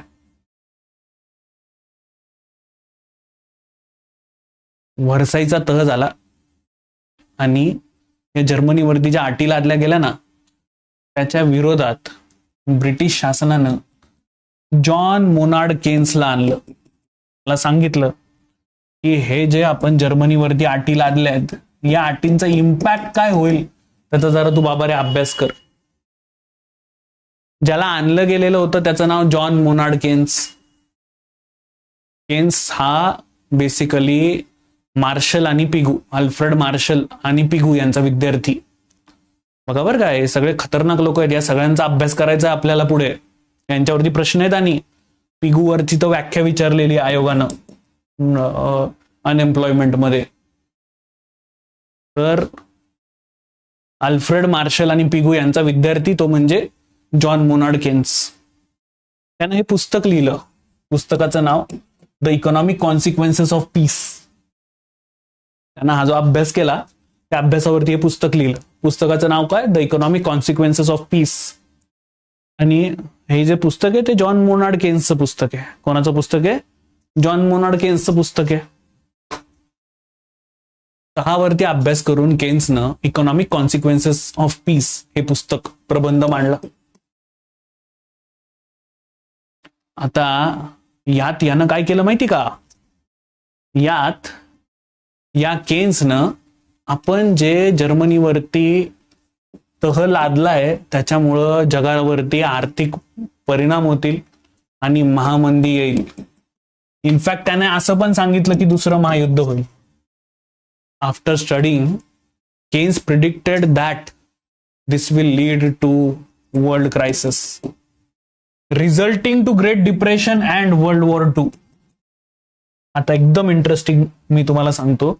मी जर तुम्हाला म्हटलो की उद्या सकाळी पोरांनो तुम्ही उठणार आहात, उठल्यानंतर अचानक तुमच्या डोक्याला काहीतरी लागेल, मग तुम्ही डॉक्टरकडे जाल, डॉक्टरकडे गेल्यामुळे तुम्ही एका पेशंटच्या शेजारी बसले आणि त्याला सर्दी होती म्हणून तुम्हाला पण उद्या संध्याकाळी सर्दी झाली. आता जर समजा उद्या तुमच्या बरोबर हे सगळं घडलं तर तुम्ही कुठून तरी माझा पत्ता सापडवाल, नंबर सापडवाल आणि माझ्याकडे याल, सर पाय धरतो तुमचे, माझ्या बरोबर असं सगळं झालं, आता काय करू सांगा. बरोबर का?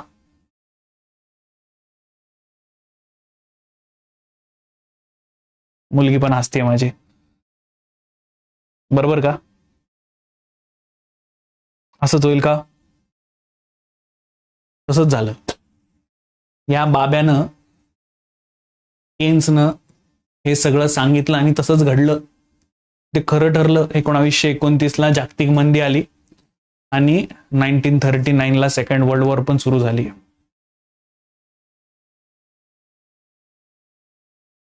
त्याने सांगितलं आणि तसं घडलं. मग काय, जगानं केन्सचे पायच पकडले. भाऊ तू लय भारी, तू जे सांगितलंय तेच घडलंय, आता सांग याच्यातनं बाहेर कसं निघायचं. जागतिक महामंदीसाठी त्यानं 1933ला आपण डेफिसिट फायनान्सिंग करायला पाहिजे हे सांगितलं. He propose deficit financing in 1933 after the great depression. मग आता त्याच्यावरती त्यानं एक बुक लिहिलं ज्याच्यावरती एमपीएससीनं प्रश्न विचारलेला आहे. आपण उद्या परवाला त्याच्यावरती बोलूया. The general theory of employment, interest and money. एमपीएससीनं या पुस्तकावरती प्रश्न विचारलेला आहे, त्याच्यामुळे नीट लक्ष द्या. जॉन मोनार्ड केन्सच्या या पुस्तकाचं नाव काय आहे? पुस्तकाचं नाव आहे the general theory of employment, interest and money. ज्याच्यात या पहिल्या विश्वयुद्धातनं बाहेर निघून आपण मंदीतनं बाहेर पडण्यासाठी काय करू शकतो, तर यासाठी त्यानं प्रपोज केलं डेफिसिट फायनान्सिंग. खूप महत्वाचं आहे. याच्यावरती पण प्रश्न आलेला आहे की डेफिसिट फायनान्सिंग कोणी प्रपोज केलेलं आहे? तर डेफिसिट फायनान्सिंग हे केन्सनं प्रपोज केलेलं आहे. कोणी प्रपोज केलेलं आहे? केन्सनं प्रपोज केलेलं आहे. 1936 मध्ये त्याचं हे पुस्तक जगभर गाजलं आणि लोकांनी पण हे एक्सेप्ट केलं. आता हे डेफिसिट फायनान्सिंग म्हणजे काय? तर खूप इझी भाषेमध्ये तुम्हाला सगळ्यांना सांगतो. आता हे उदाहरण मी दरवेळेला घेत असतो, त्यावेळेला माझा एक खूप चांगला स्टुडंट आहे यश. त्याचं नाव मी घेतो कारण त्याला माझा राग येत नाही. इथं मी कोणाचं नाव घेतलं आणि उदाहरण घेतलं की लगेच पोरांना राग येतो. तुम्ही माझं नाव घेतलं, मग मला खूप लाग आलाय तुमच्या, मग मी ना आता माझ्या शलांनाच तुमचं जाऊन नाव सांगतो, तुम्ही माझे उदाहरण घेतात. त्याच्यापेक्षा आपलं मी यशचं उदाहरण घेतो की भारी पोरगा होता तो, त्याला हे उदाहरण घेतलं कधी वाईट नाही वाटायचं. 14 फेब्रुवारी उदाहरण घेऊया की okay Pradeep, wish you all the very best dear.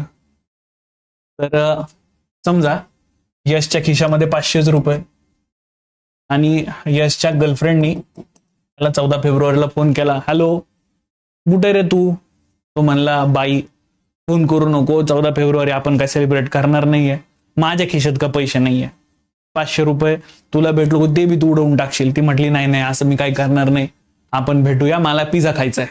तो म्हटलं ठीक आहे, पण 500 रुपयाचा पिझ्झा खायचा, त्याच्यापेक्षा वरती काय करायचं नाही, तू घोळ. पण तसं काही झालंच नाही. तो भेटला तिला आणि खर्च झाला 750 रुपये. अर्थशास्त्र हे जे वरचे 250 रुपये ना, त्या 250 रुपयाला म्हणतं तूट, इंग्लिशमध्ये डेफिसिट. ऑफकोर्स आपल्या यशकडे पहिलाच उपाय उरतोय, तो म्हणजे त्याच्या जिवलग मित्राला फोन करणे. भाऊ, यशने जसा फोन केला तसं मित्राला कळलं की भाऊला 14 फेब्रुवारी आणि चंदन लागलेलं आहे. तो म्हटला बोल किती पैसे पाठवू. यशने हे 250 रुपये त्याच्या मित्राकडनं घेणं, याला म्हटलं जातं तुटीचा अर्थ भरणा, इंग्रजीमध्ये डेफिसिट फायनान्सिंग.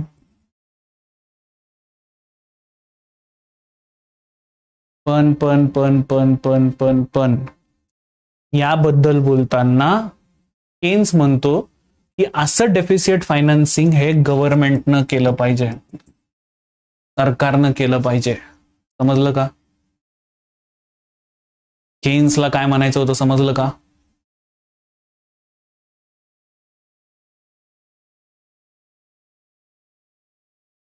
केन्सला काय म्हणायचं होतं समजलं का?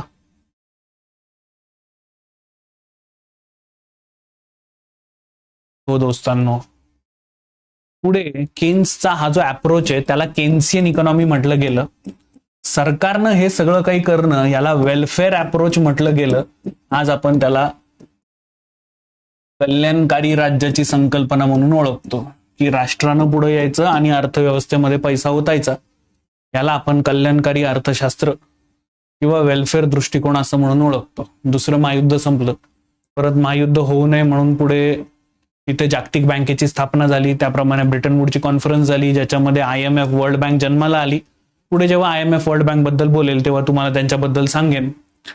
तर यानंतर तुटीचा अर्थसंकल्प सादर करून सरकारनं लोकांचं कल्याण करावं ही संकल्पना कल्याणकारी राज्याची संकल्पना म्हणून पुढे आली आणि तिला केन्सवाद म्हटलं गेलं. The idea that the government should provide welfare to the people by presenting deficit budget. Later on came to know the welfare state. In short, it is known as Keynesian economy. ज्याच्यामध्ये Keynes काय म्हणतोय की government should support the economy. Support by government fiscal policy for controlling the economy. याच्यामध्ये बोलत असताना सरकारनं deficit financing करायला पाहिजे असं केन्स म्हणतो. याला केन्सियन इकॉनॉमी किंवा वेलफेअर अप्रोच असं म्हटलं गेलं. इथपर्यंत आज सगळेजण माझ्यासोबत. मी आता अर्थव्यवस्थांचा प्रवास तुम्हाला सांगणार आहे बरं का. पहिलं विश्वयुद्ध झालेलं आहे, आता केन्सचा उदय झालेला आहे. मी आता तुम्हाला पुढे घेऊन चाललेलो आहे.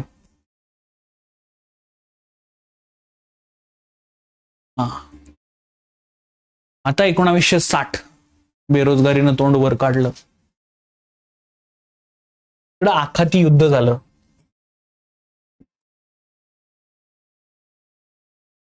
गल्फ वॉर म्हणतात याला.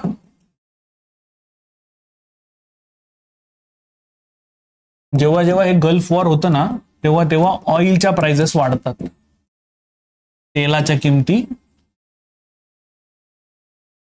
वाढतात. एक उदाहरण घेतो. तुम्ही सकाळी चहा पित असाल, तो चहा तुमच्या कपामध्ये उडत उडत येतो का? चला चला चला चला, आज रेहानच्या कपात जाऊन बसायचंय मला. आसामवरनं उडत उडत डायरेक्ट रेहानच्या कपात नाही. त्याच्यासाठी आसामवरनं एखादा ट्रक निघतो, कंपनीमध्ये माल स्टोअर होतो, परत तो ट्रकनं माल तुमच्या होलसेलर पर्यंत, मग रिटेलर पर्यंत, आणि मग आपल्या रेहानच्या कपामध्ये चहा येतो. बरोबर. जर तेलाच्या किमती वाढल्या तर ऑफकोर्स तुमच्या मालाच्या किमती सुद्धा वाढतील. बरोबर का? हे मालाच्या किमती वाढणं याला इन शॉर्ट सोप्या भाषेमध्ये महागाई म्हटलं जातं, इन्फ्लेशन म्हटलं जातं. आता इन्फ्लेशन अर्थव्यवस्थेसाठी चांगलं आहे हो, पण इथं जे इन्फ्लेशन आलं होतं ना ते अनाठाई होतं. हे अशा किमती वाढत होत्या, पण किमती वाढत असताना तिथं देशाचा GDP वाढतच नव्हता. का? मोठ्या प्रमाणामध्ये भारतासारख्या देशाला फॉरेन एक्सचेंज इतरांच्या तोंडात कोंबावं लागत होतं, ऑइल घेऊन यावं लागत होतं. देशाचा GDP वाढतच नव्हता. बरं, आता इंटरेस्टिंग आहे. 10 रुपयाचा चहा हा जर 20 रुपये झाला तर मला तुम्ही सांगा, तुम्ही बाहेर चहा पिणं पसंत कराल का?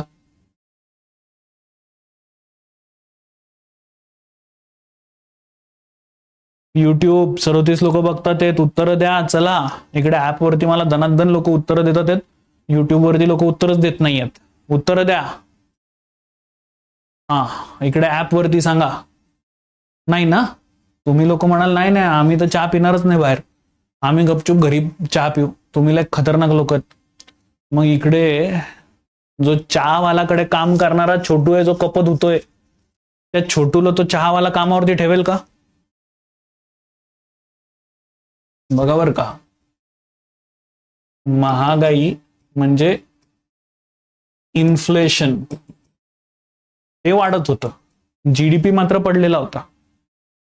त्या छोटूला पण कामावरनं काढून टाकलं म्हणजे बेरोजगारी वाढणार आहे, अनएम्प्लॉयमेंट वाढणार आहे. आता अनएम्प्लॉयमेंट वाढली आहे, अशा सिच्युएशनला डिमांड म्हणजे मागणी जशी तशी राहील का? नाही, मागणी पण कमी होईल, खाली पडेल, घसरेल.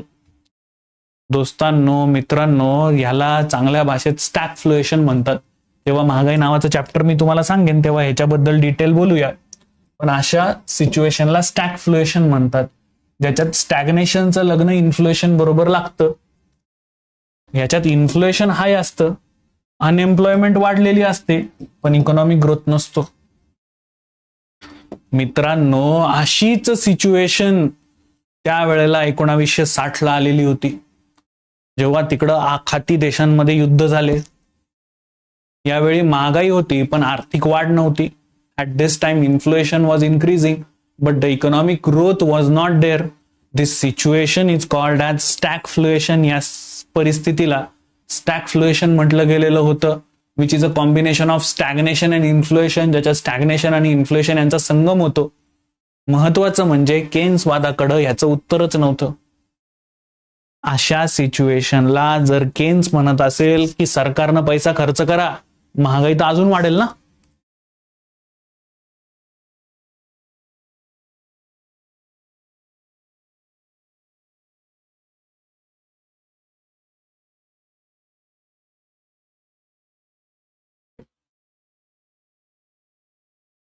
महागाई कमी होईल का? महागाई तर अजून वाढेल. इन शॉर्ट, केन्सियन इकॉनॉमी आणि जे केन्स सांगतोय सरकारनं पैसे टाका, ते आता योग्य आहे का?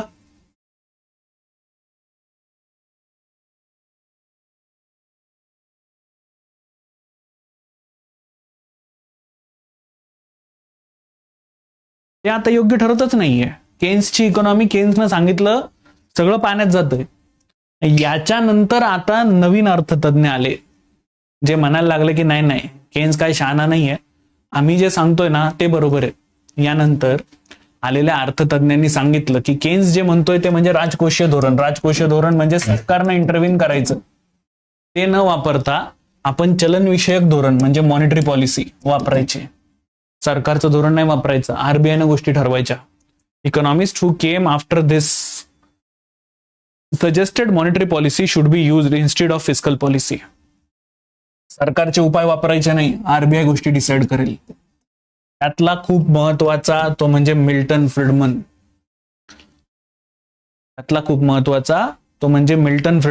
त्यानं जे काम केलं त्या कामामुळं त्याला 1976चं नोबेल पारितोषिक मिळालेलं आहे. 20व्या शतकामध्ये अर्थव्यवस्थांनी काय केलं पाहिजे हे सांगणारा तो होता. ज्या वेळेला असे मंडळी जे म्हणतात ते चलनविषयक धोरण घेऊन आपण पुढे जाऊ, सरकारनं इंटरव्हेन करायचं नाही, सरकारला काय अक्कल नाहीये काय करायला पाहिजे काय नाही करायला पाहिजे, आरबीआय ठरवेल काय निर्णय घ्यायचे काय नाही निर्णय घ्यायचे, अशा अर्थतज्ञांना म्हटलं गेलं मॉनिटरिस्ट.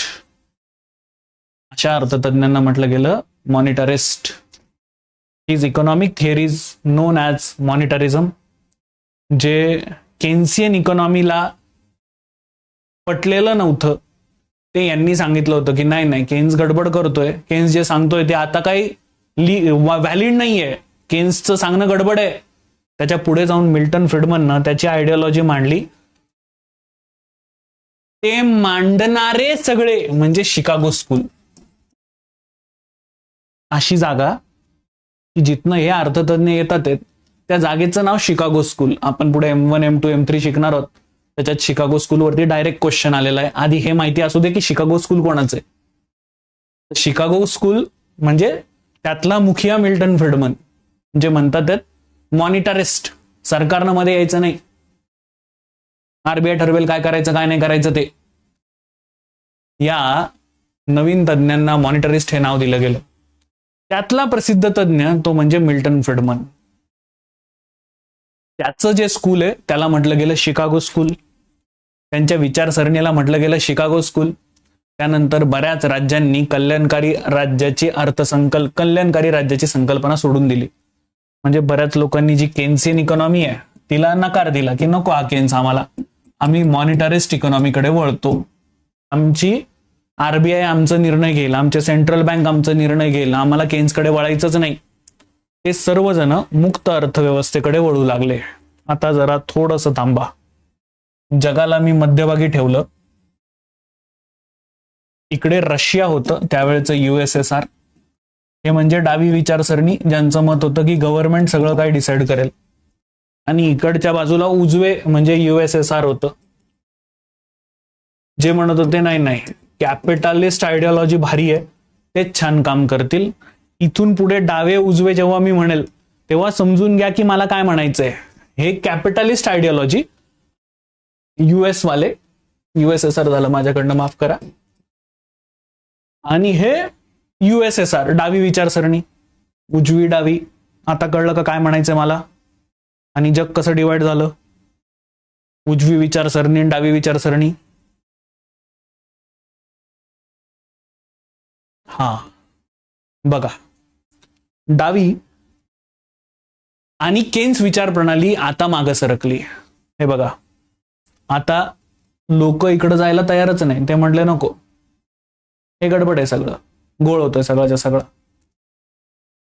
लोक डावी विचार प्रणाली ती मागे सरकली. बरेच सरकारी, उदाहरणार्थ अमेरिका, पश्चिम युरोपियन देश, हे उजव्या विचारसरणीकडे वळू लागले. The leftist and Keynesian ideology has now retarded. Many countries, especially America and Western European countries, are now moving towards the rightist ideology. Milton Fridman, जसं मी तुम्हाला सांगितलं की त्याला त्याच्या कामासाठी नोबेल पारितोषिक सुद्धा दोस्तांनो मिळालेलं होतं.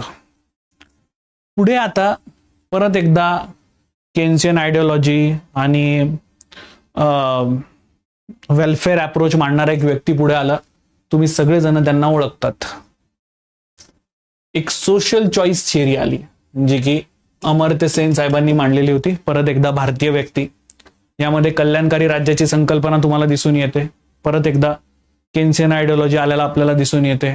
पुढे खूप महत्वाचं ते म्हणजे एक बुक आलं, त्याचं नाव capital in 21st century. Thomas Piketty हे बुक लिहिलेलं होतं. दोस्तांनो खूप महत्वाचं आहे, नीट लक्ष द्या. थॉमस पुकेट्टी हा फ्रेंच अर्थतज्ञ होता. 2014 मध्ये त्यानं एक बुक आणलं, त्या बुकचं नाव कॅपिटल इन 21st सेंचुरी. त्यानं 250 वर्षांचा डेटा टॅली केला की 250 वर्षात जागतिक स्तरावरती उत्पन्न आणि संपत्तीचे आकडे त्याने पुढे काढले. त्यातनं तो म्हणतो की जागतिक स्तरावर उत्पन्नामध्ये मोठी तफावत आहे, मोठी तफावत आहे. श्रीमंत राष्ट्र श्रीमंत बनत चाललेले आहेत, गरीब राष्ट्र अजून गरीब बनत चाललेले आहेत. या तफावतीमुळे जागतिक स्तरावरती अशांतता पसरू शकते असं तो म्हटला. म्हणून तो म्हटला की आपण ग्लोबल प्रोग्रेसिव्ह टॅक्स लावायला पाहिजे. जे राष्ट्रांचा विकास जास्त होतोय त्यांच्यावरती टॅक्स सुद्धा जास्त आकारला गेला पाहिजे, असं मत या थॉमस पुकेट्टीनं म्हटलेलं होतं. दोस्तांनो, असं टॅक्स लावा, श्रीमंत बनतात त्यांना कमी करा, असं कुठंतरी मार्क्स म्हणालेला होता. भांडवलशाही आणि असमानतेची चर्चा याच्या आधी मार्क्सनं केलेली होती. त्यामुळं या थॉमस पुकेट्टीला जग मॉडर्न मार्क्स म्हणून ओळखू लागलं. Capital and inequality discussed earlier by the Marx. That's why this Thomas Piketty is known as modern Marx. याला मॉडर्न मार्क्स म्हटलं जाऊ लागलेलं होतं. दोस्तांनो, राज्यसेवा पूर्व परीक्षेला हा प्रश्न आलेला आहे, तुमच्या समोर आहे, सोडवा.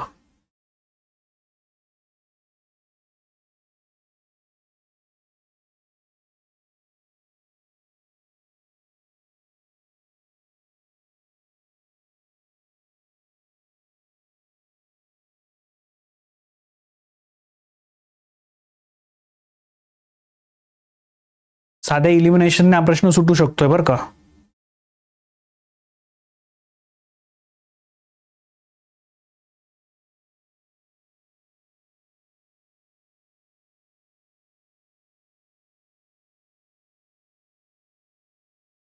हर्ष, परत एकदा विचार करण्याची गोष्ट आहे बाळा. नाही रितेश, परत विचार करायला पाहिजे. नाही, तुम्ही परत एकदा विचार करायला पाहिजे सगळ्यांनी. बी चुकीचं आहे, बी नाही आहे उत्तर.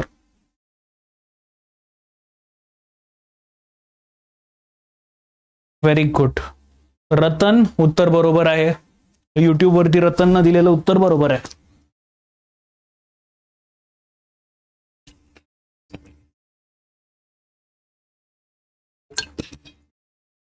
आज डे 1 आहे. जेव्हा जेव्हा मल्टीलाइनर क्वेश्चन सोडवाल ना तेव्हा तेव्हा इलिमिनेशन कडे जा. थॉमस पुकेट्टीचं पुस्तक कॅपिटल यानं खालीलपैकी कशाचं विश्लेषण केलेलं आहे जरा नीट बघा. भांडवली अर्थव्यवस्थेच्या फायद्यांबद्दल तो बोलत नाही कारण तो मॉडर्न मार्क्स आहे. त्याचं मतच नाहीये भांडवली अर्थव्यवस्था यावी म्हणून. म्हणजे ए आणि डी इलिमिनेट झाला. ठीक आहे. पुढे भांडवली अर्थव्यवस्थेचे तोटे तो मांडतोय का? नाही माहिती. त्यापेक्षा महत्वाचं तो म्हणतोय विकसित जगामध्ये असमानतेचा उदय झालेला आहे, इनइक्वालिटी आलेली आहे. हो, सी ऍब्सोल्युटली करेक्ट आहे. जर सी ऍब्सोल्युटली करेक्ट असेल तर आपल्याला उत्तर क्रमांक 3 कडे वळायला हवं. इलिमिनेशन वरती काम करा पोरांनो. इलिमिनेशन व्यवस्थित करा. ते नाही केलं तर गडबड होईल. ठीक आहे. उत्तर या प्रश्नाचं 3 आहे. आता इन शॉर्ट आपण जर थोडंसं या तिघी गोष्टींकडे बघितलं तर कम्युनिझम ज्याच्यामध्ये प्रायव्हेट ओनरशिप बिलकुल नकार दिलेला आहे. याच्यात रेग्युलेटर सेंट्रल गव्हर्नमेंट असतं. याच्यात कोणाबद्दलच भेदभाव केला जात नाही. याच्यात बेसिक नीड्सचं प्रोडक्शन केलं जातं आणि याचा जन्मदाता हा कार्ल मार्क्स आहे. वरच आपण कॅपिटलिस्ट इकॉनॉमीकडे वळालो तर याच्यात ओनरशिप कॅपिटलिझमची आहे, कॅपिटलिस्ट लोकांची आहे, प्रायव्हेट ओनरशिप आहे, मार्केट सगळ्या गोष्टी डिटर्मिन करतो. याच्यात भेदभाव आहे रिच आणि पुअर मध्ये. याच्यात प्रॉफिटसाठीच प्रोडक्शन होतं आणि ऍडम स्मिथ याचा जन्मदाता आहे. इकडे आपण सोशलिझमकडे ज्या वेळेला जाऊ तेव्हा इथे लिमिटेड प्रायव्हेट ओनरशिप आहे. सरकार आणि प्रायव्हेट दोघी एकत्र येतात. याच्यात भेदभाव हा लिमिटेड आहे. याच्यात प्रोडक्शन हे सोशल नीड्सचं केलं जात असतं. आणि दोस्तांनो कार्ल मार्क्सच हा याचा जन्मदाता आहे. पण हे खूप प्युअर फॉर्म आहे, हा जरा मिळमिळीत फॉर्म आहे असं आपण नक्कीच इथे म्हणू शकतो आहोत. तर आज 2 तास आपण सगळेजण सोबत होतो. आज आपण बेसिक पासून सुरुवात केलेली आहे. युट्यूब वरती माझं जे लेक्चर बघतात तर प्रिलिम साठीच्या आपल्या बॅचेस चालू झालेल्या आहेत पोरांनो. जर तुम्हाला वाटत असेल युट्यूब वरती की तुम्हाला छान याच्यातनं सगळं मिळतंय, मगाशी अनिल कोलते सरांचं सेशन पण झालेलं होतं याच बॅचमध्ये. तुम्हाला जर वाटत असेल की तुम्हाला आमच्याकडनं सगळं छान छान भेटतंय तर नक्कीच जॉईन करा. ही पीपीटी पुढल्या 5 मिनिटांमध्ये आपल्या ऍपवरती पण अपलोड होऊन जाईल. जे लोक ऍपवरती लेक्चर बघतात त्या सर्वांना सांगणं आहे की दोस्तांनो ही पीपीटी 5 मिनिटात पुढे अपलोड झाली, तिला डाउनलोड करायचं आणि नोट्स काढायला घ्यायच्या. जमेल? डन. आय होप पहिलं लेक्चर व्यवस्थित सगळ्यांना कळालेलं असणार आहे. बस पुरे झालं तेवढंच प्राजू, बाकी काही करू नका. That is more than sufficient. माझं लेक्चर सुरू आहे, थोडा वेळ थांब. Yes, thank you all, thank you. I hope लेक्चरला आज व्यवस्थित कळालेलं असेल. उद्यापासून 5 इयर प्लॅन्स सुरू होतील, पंचवार्षिक योजना. सगळ्यांनी वाचून या, त्याच्या नोट्स काढून घ्या आणि उद्यासाठी 5 year plan, first 5 year plan उद्याला वाचून या. उद्यापासून फर्स्ट 5 इयर प्लॅन सुरू होईल. थँक्यू. इकडे युट्यूब वरती काय कमेंट्स आहेत? Nice session, thank you. एमपीएससी राज्यसेवा प्रिलिम्स 2025चा रिझल्ट लवकरच अपेक्षित आहे. मागच्याच वीकमध्ये अपेक्षित होता पाटील तो, पण अजूनही रिझल्ट आलेला नाहीये. काहीतरी इफ्स अँड बट्स असतील, दॅट्स वाय आहे असं. जे सिनियर्स कडनं कळालेलं आहे त्याच्यामध्ये यावर्षी कट ऑफ कमी राहू शकतोय असं सिनियर्स म्हणतात. बट काय खरं आहे काय खोटं हे रिझल्ट आल्याशिवाय अजून तरी आपल्याला कळणार नाही. ठीक आहे, बस होणार आहे निखिल. पण माझ्या नोट्सवरनं तुम्ही स्वतःच्या नोट्स काढणं गरजेचं आहे. ठीक आहे. लेक्चरचा टाइम फिक्स आहे का रोजचा? तर हो, लेक्चरचा टाइम फिक्स आहे आणि याच वेळेला सेशन असेल. श्वेता, धन्यवाद. Yes Pranav, thank you all. इकडे थँक्यू ऑल. सर खूप लेक्चर स्टार्ट आहेत, नोट्स काढायला रिव्हिजनला मला टाइमच भेटत नाहीये. प्राजू, मेहनत करावी लागेल, दुसरा काहीच उपाय नाहीये बेटा. मेहनत करावीच लागेल. दिवसाचे 10-12 तास इन्व्हेस्ट करावेच लागतील. लेक्चर सुरू आहेत यात तर तुम्ही म्हणू शकत नाही, तुम्हाला टाइम द्यावाच लागेल. वादच नाहीये काय त्याच्यामध्ये.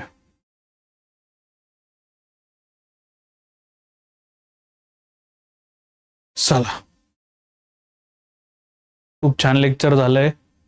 डेफिनेटली थँक्यू दीपाली, मला ऐकून खूप आनंद झाला. Thank you so much. थँक्यू.